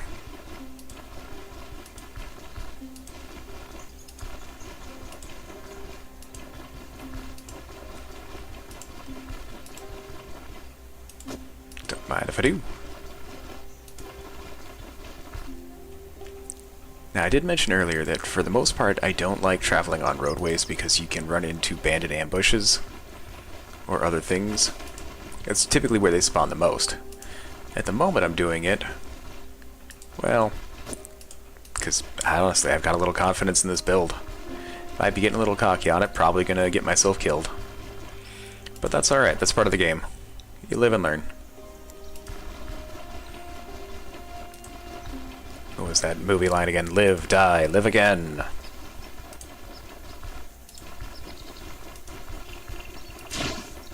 Which, I'm gonna be perfectly honest with you, man. The main reason I watched that particular movie was to see Tom Cruise get murdered like 47 times. No offense, Tom Cruise. You just have always kind of rubbed me the wrong way.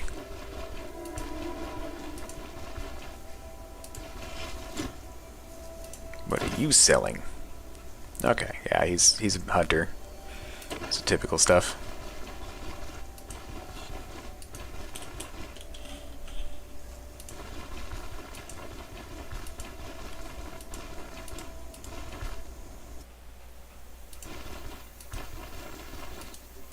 Yeah, I gotta watch for the chat scroll there at the bottom left, because it will tell me if I happen to run anything dangerous. Particularly, I would be looking out for wolves, boars, and a moose.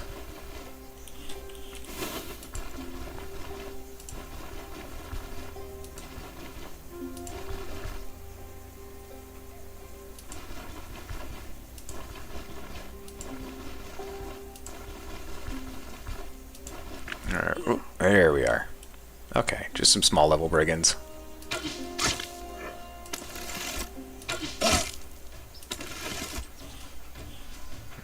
Squares away.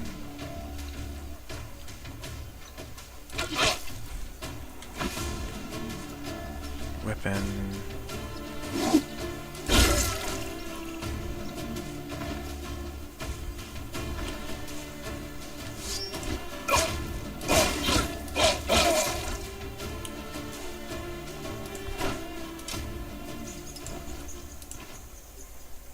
Ah, there's the guy I was waiting for.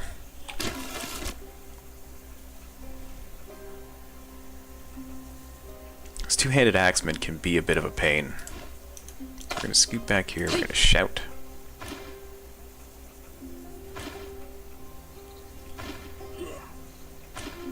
You looking for a fight? Not really, but you're not going to let me have the stuff otherwise. Now I gotta watch out for these guys, because they can actually attack me from 2 squares away. Oh, nice. And alright, now we're going to switch weapons. Yep, see, he does that.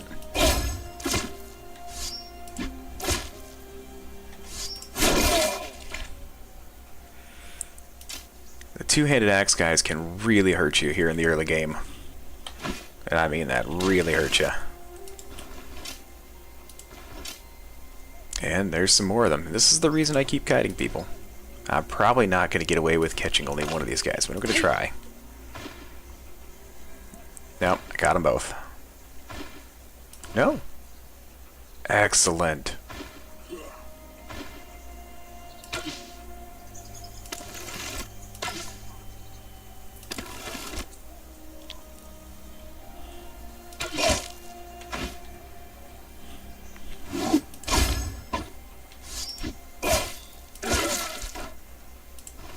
Yeah, give me that roasted tender meat.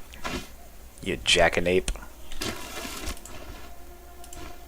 That was fantastic. Now I only have him to deal with.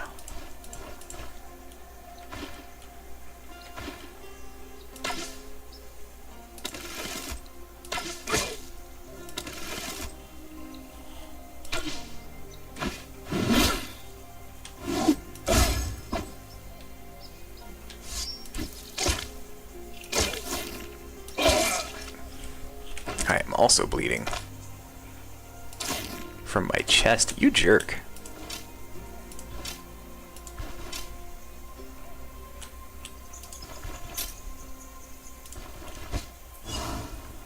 Alright. We're just going to go ahead and take all of that. There's a forgotten note we can read, which doesn't really mean anything to me. Oh, I'm hungry. Yeah, I am kind of hungry.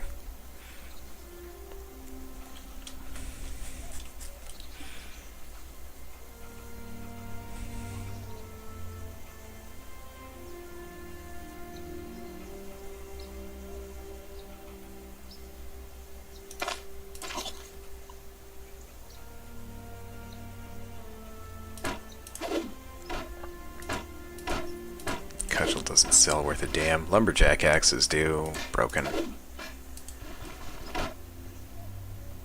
Not broken. Let's see if I can move that around here.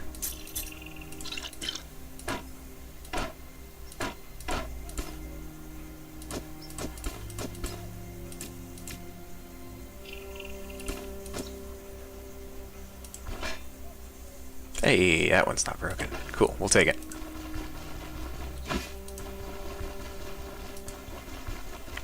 What little bit of condition damage we took through our extremities, we're just going to go ahead and let sit for the moment. Because honestly, it's not that bad. By the time we make it back to town, it'll be fine.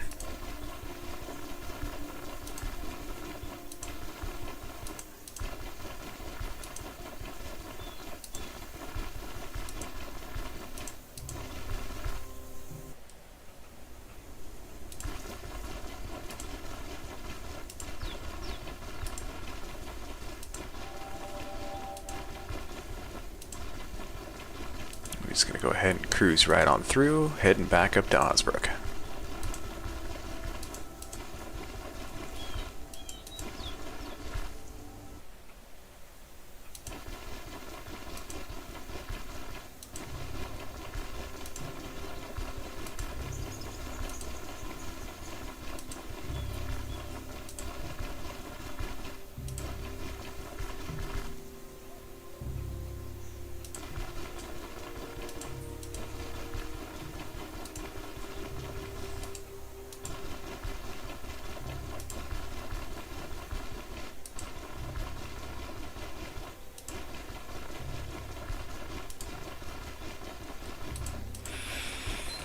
Oh, yes, you can tell there's a lot of walking in Stoneshard.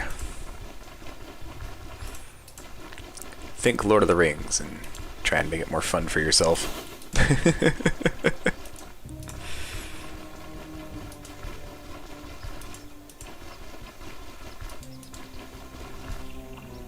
So it looks like it will be night by the time we make it back to town. That's fine. We'll talk to the carpenter in the morning. Complete his portion of the next story. I should still have that room for the night, but let's see. Yeah, okay, there we go. So we're just gonna go ahead and we'll sleep till 7. It gets us a nice vigor bonus.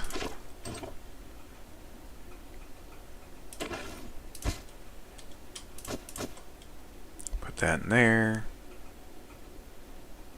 I guess I will sell the rest.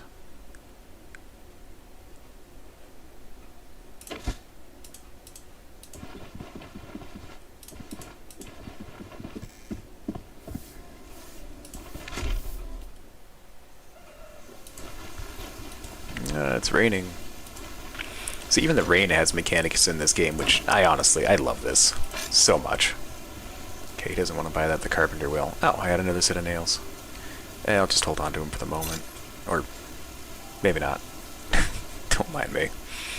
But anywho, let's see what he's got for us. The cone helmet can be good. Because at the moment what we need is going to be armor. Yes, we don't want to lower our dodge chance much if we can help it, but the armor bonus is worth it most of the time. I am going to be going for a lighter build, but it's not something I'm going to be able to put together today. So what we're going to try and get together for right now is to just... Oh wow, I just realized I still haven't gotten another makeshift sword. Wow. Alright, alright. Guess not entirely blessed with RNGs today. Anywho. So let's see, we already turned in that quest. I do gotta talk to the carpenter, which we'll do real quick. I'll check in with the tailor just in case he's got some light boots.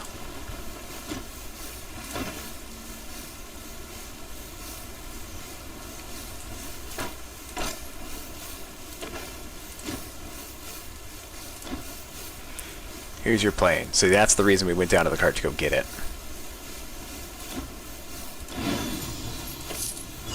So he's not going to give us a whole heck of a lot. Alright, and... that's going to be it for the moment there. Let's check in with the tailor. And then we'll go talk to the elder for the next little story part.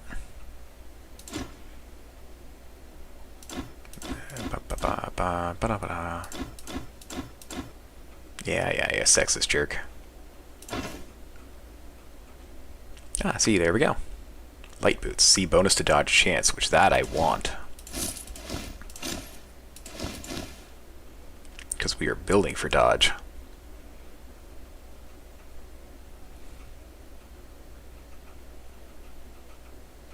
That's an okay belt. I don't really need it.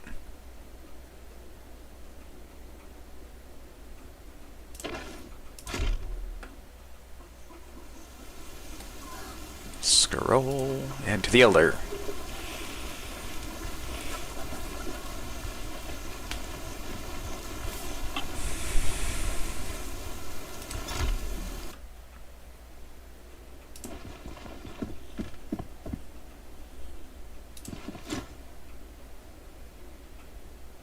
Alright, so I could take on another job, but I think we're at the part to where we can move on. So, I'm done with the first task. I've got the perfect job for someone with your skills. Not far from Osbrook, you'll find the Oak and Barrel Brewery. That's where Brooke gets his ale from, or used to, until recently. The place was captured by brigands. I don't plan to negotiate with them, but I also can't force them out with the troops I have at my disposal. We only have a few militiamen here, and leaving the village unprotected is not an option. Can't really count on the magistrate for reinforcements as well. You have enough experience, you'll only have to fight a handful of bandits. There's much less of them around the brewery than the fort you just cleared out.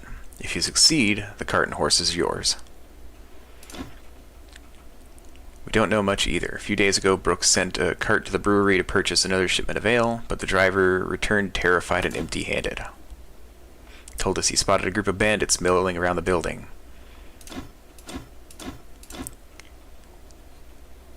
We managed to chase them off that time. They fled into the woods. Now it seems that they're back for vengeance. So now he's talking about the old miller, Dwar. Who told you that's nonsense? It doesn't matter. Fine, I think I already know who it could be. It's all lies, though. Dwar and I had our share of disagreements, but I never held it against him. I'm curious, though. What did you hear exactly? It seems rather suspicious that your brother seized the mill so quickly after Dwar's death. That rotten yellow-bellied. Once again, he twists facts to make me look bad. As for the mill, yes, it's true. My brother has been running things since we reclaimed it. But he's a hard worker, and it was him who restored the place. Are you telling me that it would be better if the mill was left abandoned? I suppose you're right. Anything else? Nope, I'm on it. Fine. See me when you're done. See, I've started to touch at his sensitive subject here. He doesn't want people to know the truth. We're going to go talk to the carpenter once again.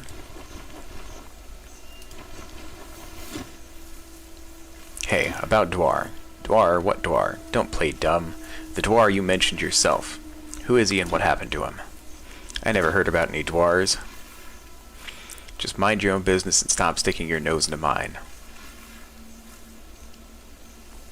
Enough messing about. Haven't I brought you your plane? The least you could do is tell me about him. That's true, I suppose. Fine, have it your way. So about Dwar, here's what I know. Dwar was our old miller, a decent fella, unlike Odar. After our previous elder died, he wanted Dwar to become the new one, but the higher-ups in the magistrate had different plans, so they sent us the weasel we're now stuck with. Odar and Dwar started picking fights with each other right off the get-go. As you can imagine, owning a mill is a profitable business, and money breeds envy. A couple of months after Odar arrived, the mill was attacked by bandits. Nothing like that had ever happened, even when the war was still in full swing. In a sense, those scoundrels raided the village. And it's not like we were an easy target at the time. We even had more guards. Let's just say the whole thing wasn't pretty. There was lots of screaming. The entirety of Osbrook could hear Dwar and his family being murdered. What happened next? Now that's where it gets interesting. Odar is a rare coward. Whenever he hears a lonely wolf howling at night, he wakes up the guards to go chase the beast away from the village. But that day, he didn't lift a finger. I remember his words. We should wait it out. We need a better strategy. Yeah, right. So anyway, the guards stayed down and let Dwar get murdered. By the end of the day, those villains left by themselves. On top of that, they didn't take anything with them other than 2 sacks of flour. They didn't even torch the rest of the supplies. Just 2 days later, Odar's brother took over the mill. He's been running it ever since. Can you guess who profits from it all? Odar, that's who. Thanks for the information. See you later. Alright. So that gets us to the little bit of storyline that I never dealt with before. And that has to do with the miller. Sorry if you can hear my little pup in the background. It seems she needs out. So I'm going to take a pause here real quick. I will leave you with my intermission screen. And I'll be back in a few minutes.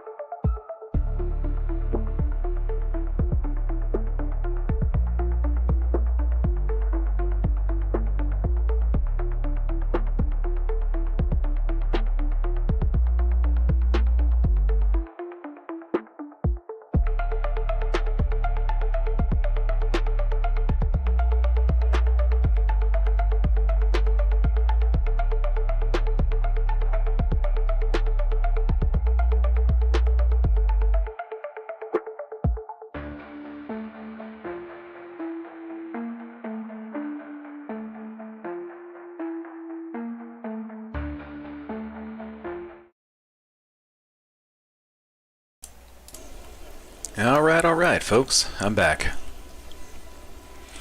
So, at this point, we are going to move on to the brewery to get the next little part done. I'm just going to go ahead and hold on to all this stuff for the moment. I suppose I could actually sell the bottle. I don't really need that, per se. Let's see, what do you got there? A bow pendant. Accuracy and fumble chance, which is nice.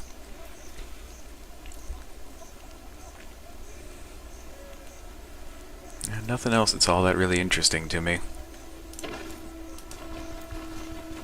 Alright, so now that we got that little storyline segment done with the carpenter, we're going to head back over to the brewery, which should be this way, yeah. The Oak and Barrel Brewery.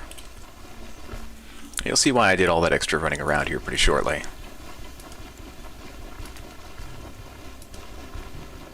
Now, I did mention earlier, the rain in this game has mechanics as well. Those are called wetness mechanics. So with wetness mechanics, your character will get more wet. Oh, I needed to reload. Whoops. Oh, I see a guy with a sword. We need him. Sir, I need you to donate.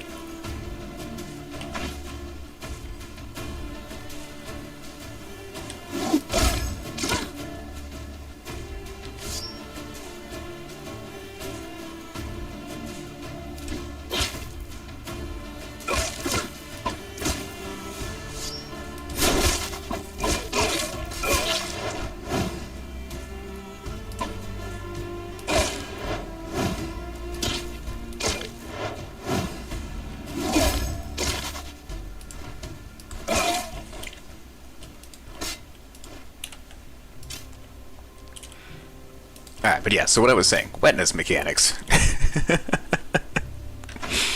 So as you travel in the rain, or if you happen to go through like a small river or something like that, fallen water, you will gain wetness.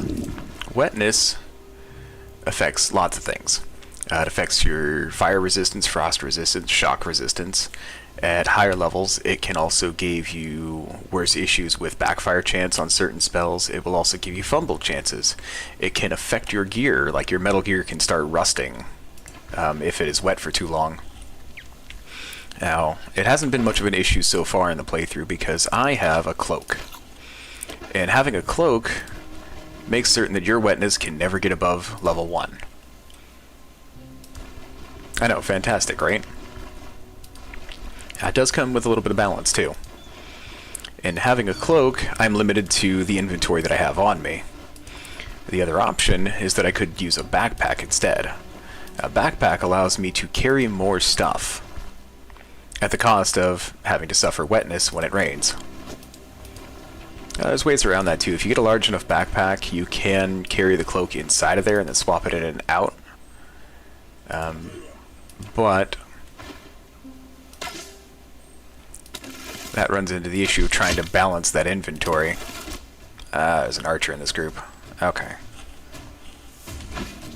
So we're going to do that. We're going to seize the initiative. Fall back to here. He's down.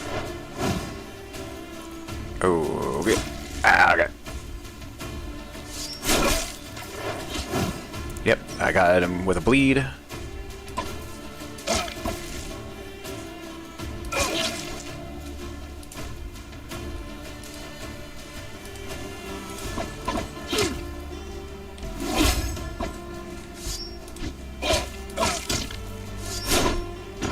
I missed. Did you call me a bitch? You're an asshole. Grab that. Grab that. And I didn't take any significant injuries there, which is great. Alright, look at this. Man. I haven't even gotten the better abilities, and I'm already loving this build.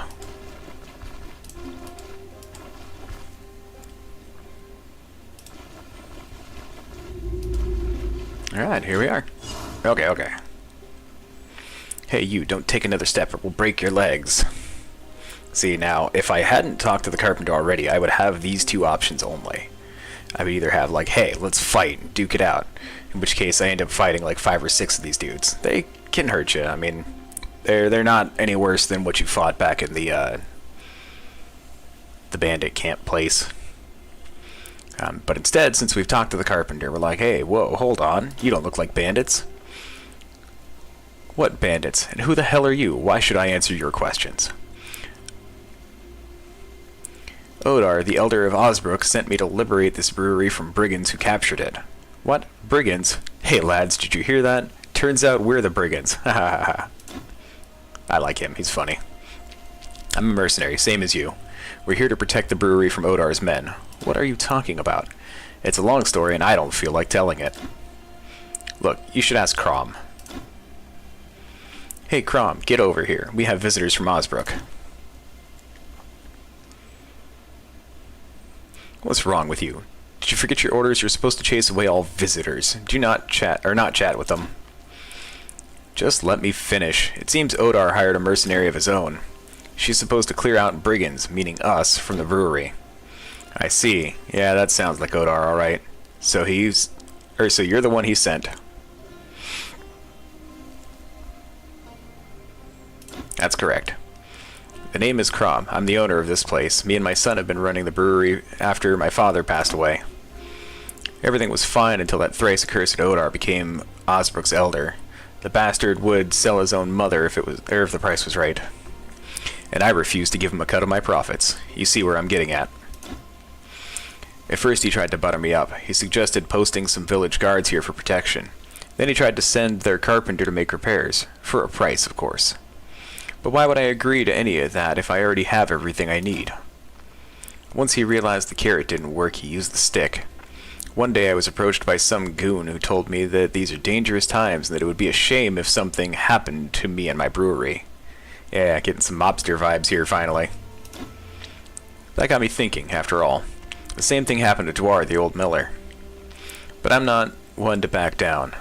So I told that goon to bugger off and I hired some mercs to keep the place safe. They are professionals, that's why Odar hasn't been able to do anything so far. He can't order the guards to kill me, the rightful owner, and he can't send his gang.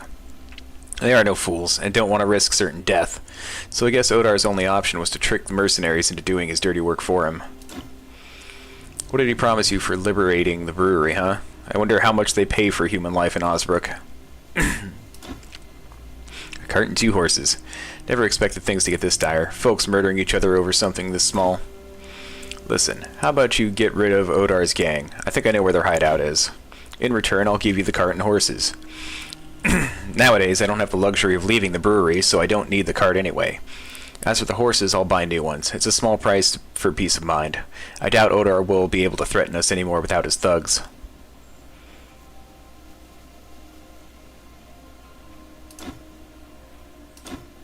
Alright, listen closely. There's an abandoned farmstead nearby. The gang uses it to raid the camp. Once you're done with them, the cart is yours. I give you my word as a master brewer. Alright.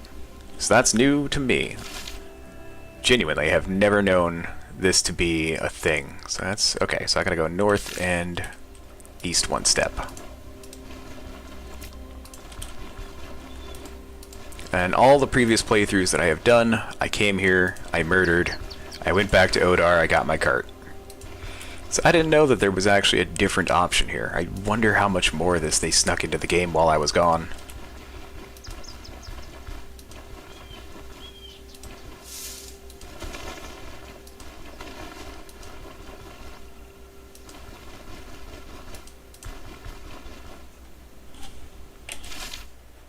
North 1 more, and then... okay. Nettle, horsetail... Now, I could be gathering up all of these herbs and turning them into what they call fodder. Fodder is a food for the caravan later on. Not something I've honestly found immediately useful in all the playthroughs I've done. Like, I've built up entire, like, stacks of it, like several hundred worth, over just running around here. And though, yeah, it did cut off a little bit of cost when I got to that point in the game, it didn't really seem to help me much. Yeah, I'm here. Ah, there we are. I got thirsty just in time.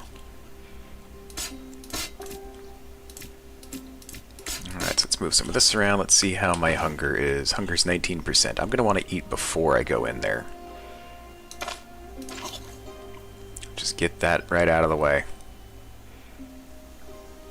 I don't have a stick for more smoking stuff, but that's okay. I should be alright.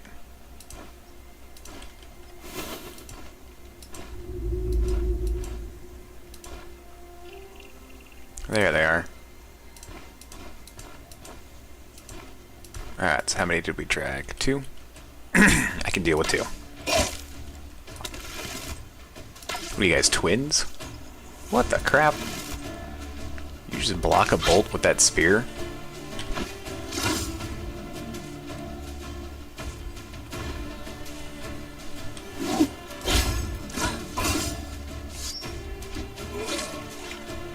Ah.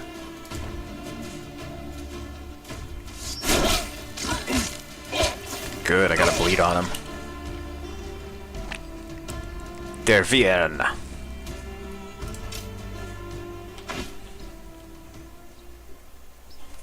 Let's reload. We can rest for a moment, because they did hurt me just a little bit. Spears can be a bit of a pain when you're rocking short-range weapons.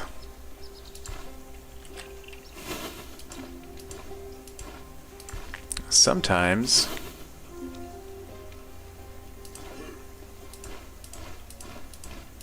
I drug 2 of them again. That's fine.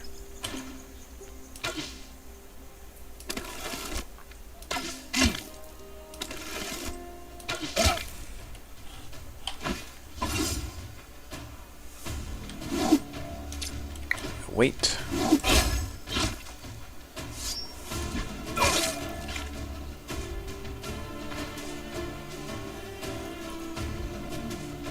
I would like it if my cooldowns were closer, but that's not going to happen, so we're just going to go ahead and wait. Cleave him.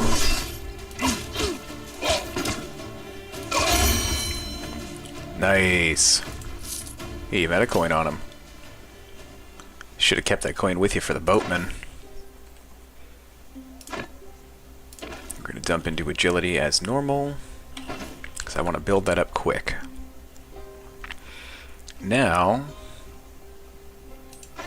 unfortunately, I haven't gotten any new treaties yet. It's not for what I'm looking for. So I think maybe we'll take a blade maintenance. This does give us that bleed chance, which would be nice.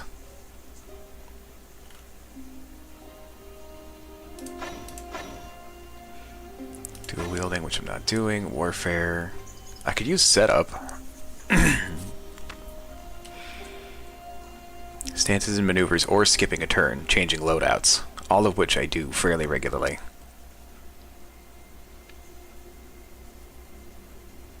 I wish I had athletics already. I am going to need that. Armored combat. Brace for impact when things are getting nasty.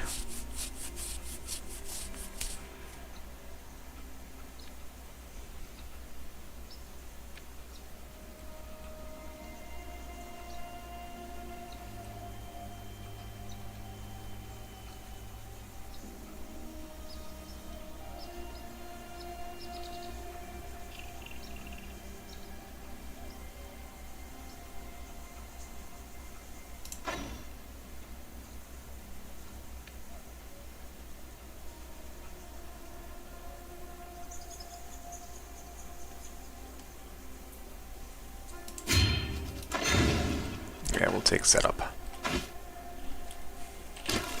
Alright. Sorry about the silence there, I was reading. Yo! Alright, alright. Already got some good loot off the start. Let's look for the other brigands.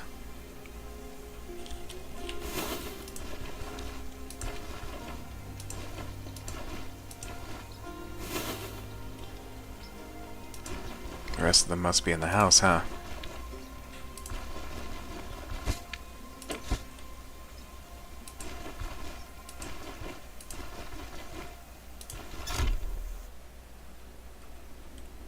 No?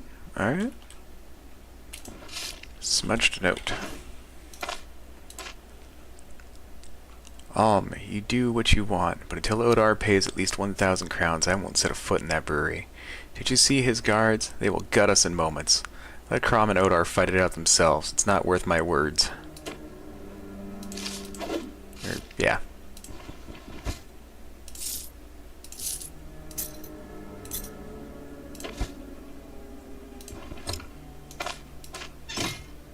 Yes, pick.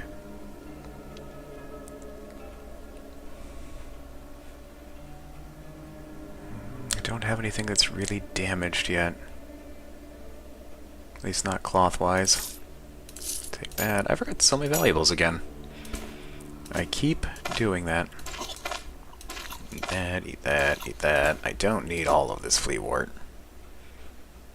Honestly, just a couple pieces is fine. Take the hatchet.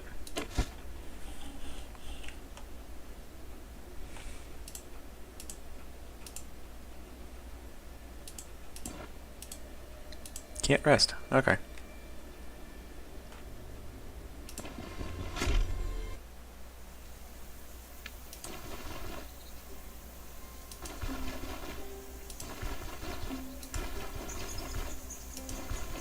Is that really it? That couldn't have been it.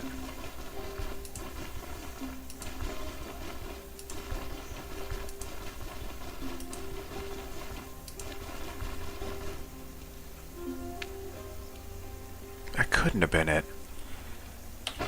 Let's check the quests here.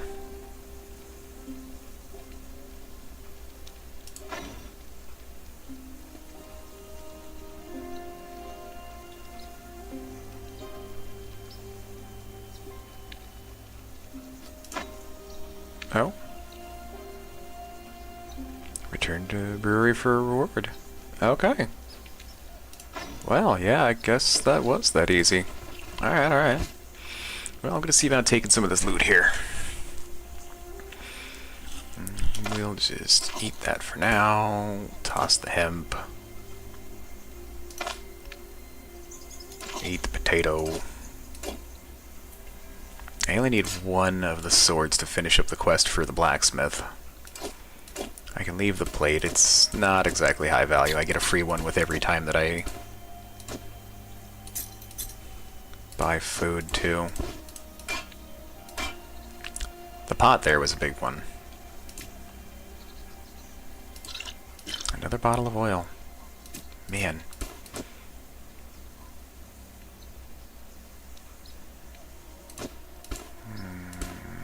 Leave that. And take those work gloves, because they're worth a little bit of money.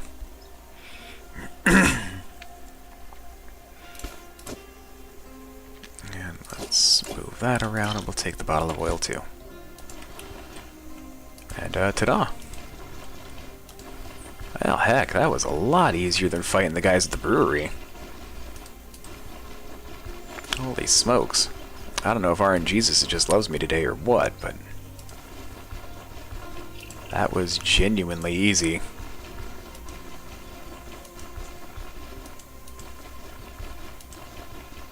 Odar hired some weak-ass thugs.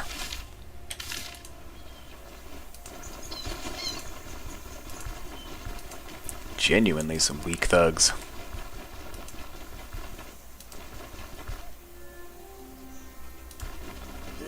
Oh, hey, there's some not so weak thugs. I'm alright with that, I can take these guys.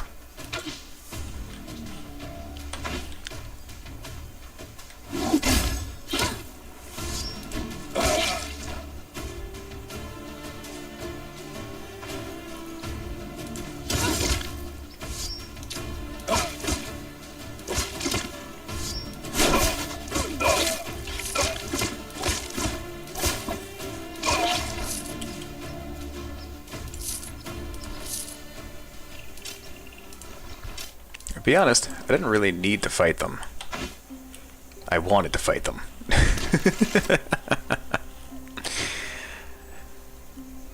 This build is not bad. Oh, buddy.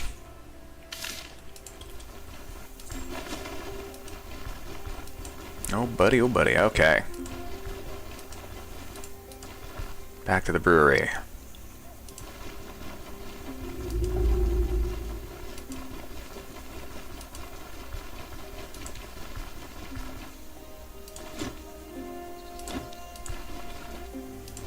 Ah, there he is. The brigands are dead. You should be safe now. I'm happy to hear that. By the way, it's too soon to celebrate. Who knows what else Odar could be plotting.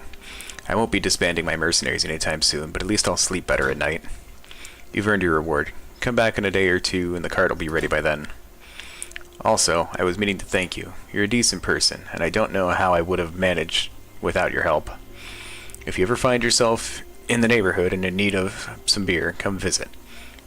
I'll make sure we sell you my product at a fine discount. Yo. Okay. Well, that was big. I mean, literally. Literally big.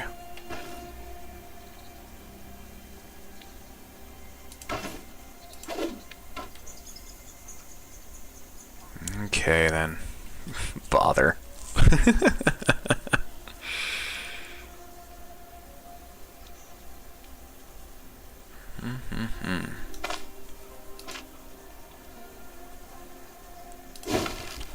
I'll just go ahead and repair my coat. Why not? Toss that out.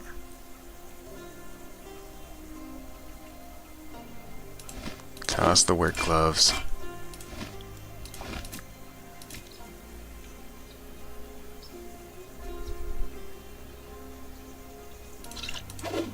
Toss the bottle of oil.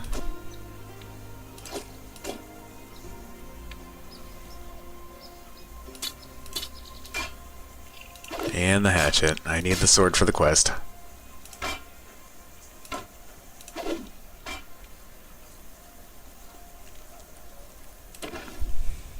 Alright, anywho.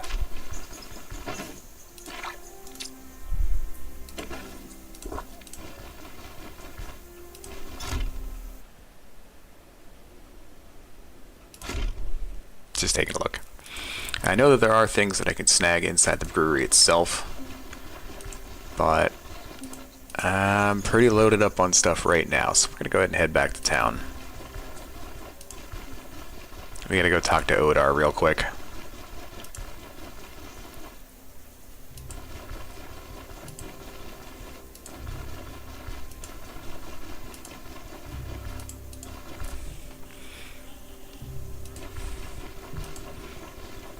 It's bad business to lie to a mercenary. Especially one who can clear out far more stuff than all of your guards combined. That is one thing.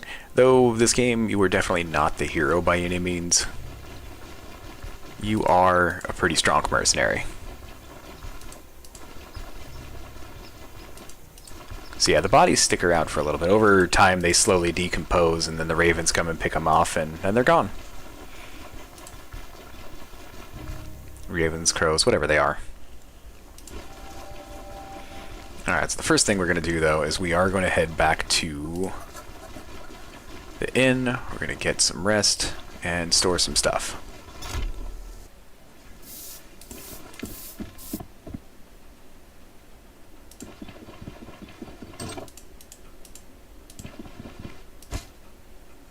Oh, yeah. Guess I don't need these anymore. They aren't much good. I could take that sword, finally.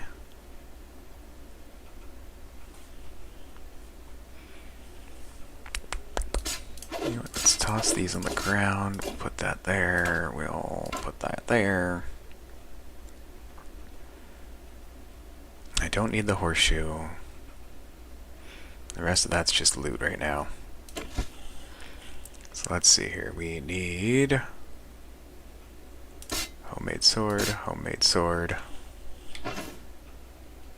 Cool.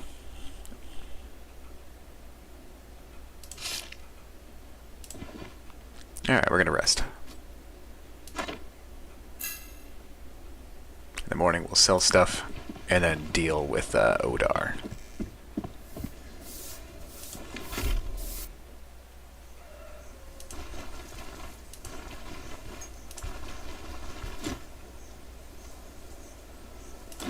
finish your task.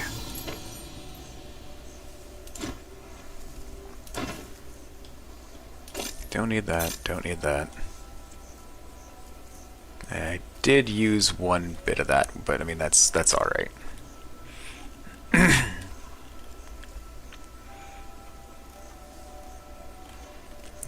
Still just got a guard blade for a training sword. Which, my sword is pretty close to that. I personally like my sword. Oh, speaking of... 67. Yeah, fine, okay.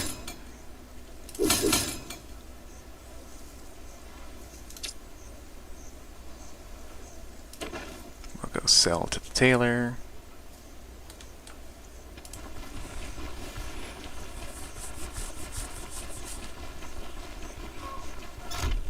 Ba ba ba ba ba ba ba. Sell that, sell that. And you really haven't changed your stuff, so I'm okay there.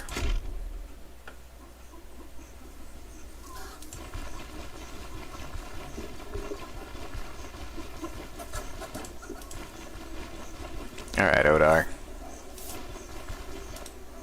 Actually, hold on, let's sell to Bert? Yeah, let's do that real quick. I keep forgetting about these.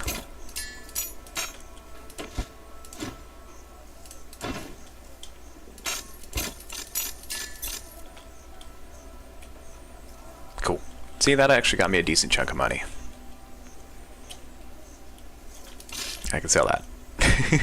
It's just taking up room. I've already read it.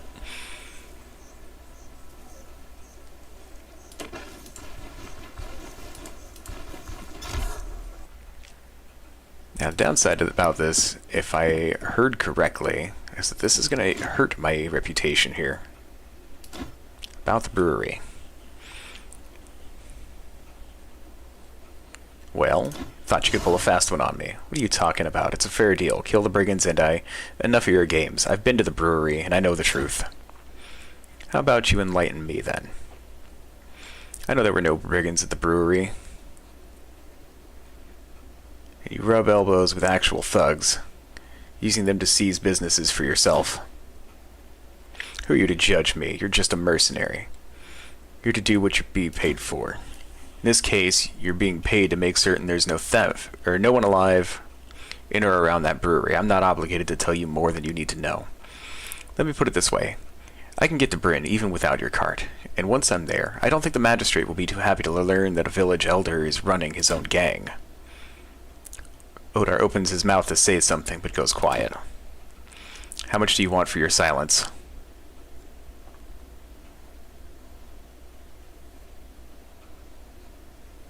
Ooh, I could take the 500 crown, but...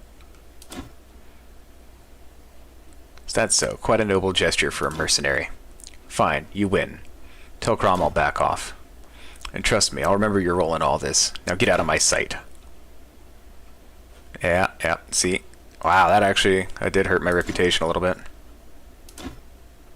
I only have one contract for you, Restless Crypt.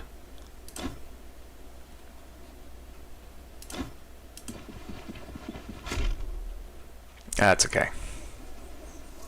So now I gotta talk to Varen. I think he'll be happy with what we did.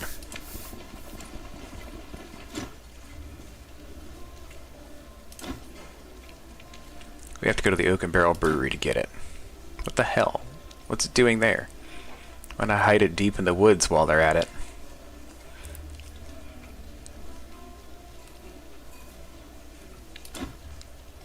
Damn you and your tricks. Fine, we have no time to lose. I'll figure it out once we get there. I'll meet you at the brewery. Don't take long. Oh, hey, look at that. I got an achievement for that. Nice. Yo, homie, I need some food for the road. Mushroom salad. We'll take the vegetable salad. And we'll grab some cheese while we're at it. Wait, hold on. Cheese or bread? I like bread. Gotta go, bread with my soup. Don't worry about it. We're gonna do that so we can save. We'll also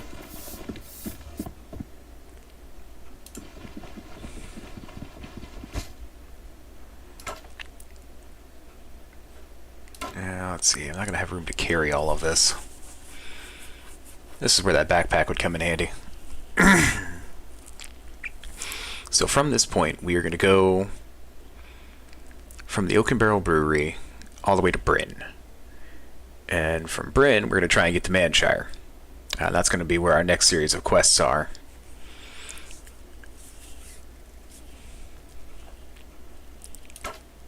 So let's see what I can take here. I want to take the stuff that's useful to the caravan. Charcoal chunks for sure. The ladle. I mean, I could find the ladle other places, but... One spool of thread. I need all of this. Eventually. I don't need the barrel just yet, but I'm taking it because I don't want to leave it. Because I can take it down to Bryn and I can sell it there. Alright, now that's done. And we've tarnished our reputation here in Osbrook. Glad we took on that second one, otherwise they might have been, like, slightly hostile to us. Yeah, I'm gonna try something here. Something I don't do often, because I don't like running into things.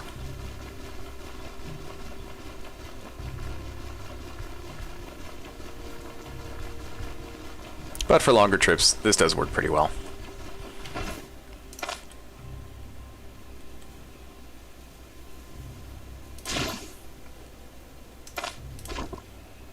I love that I got that horn. That is so cool.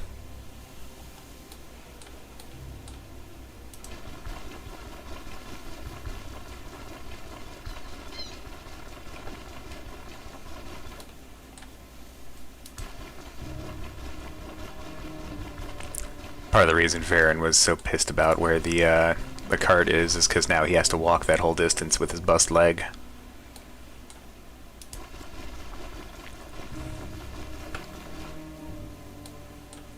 But all in all, I liked that ending a lot better. I think I'll do that on the next playthrough too.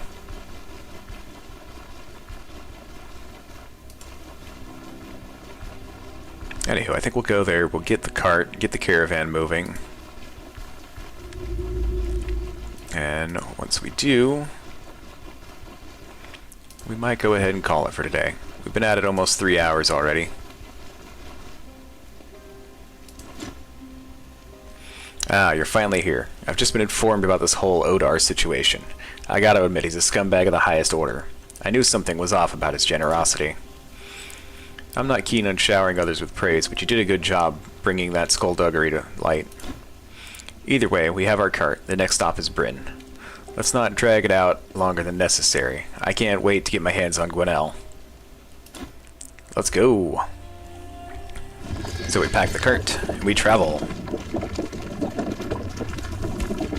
Hey, you gotta remember, every one of those there is a square that I have to travel through. This is the new map. Already, we have gone twice as far as the map that I knew when I stopped playing.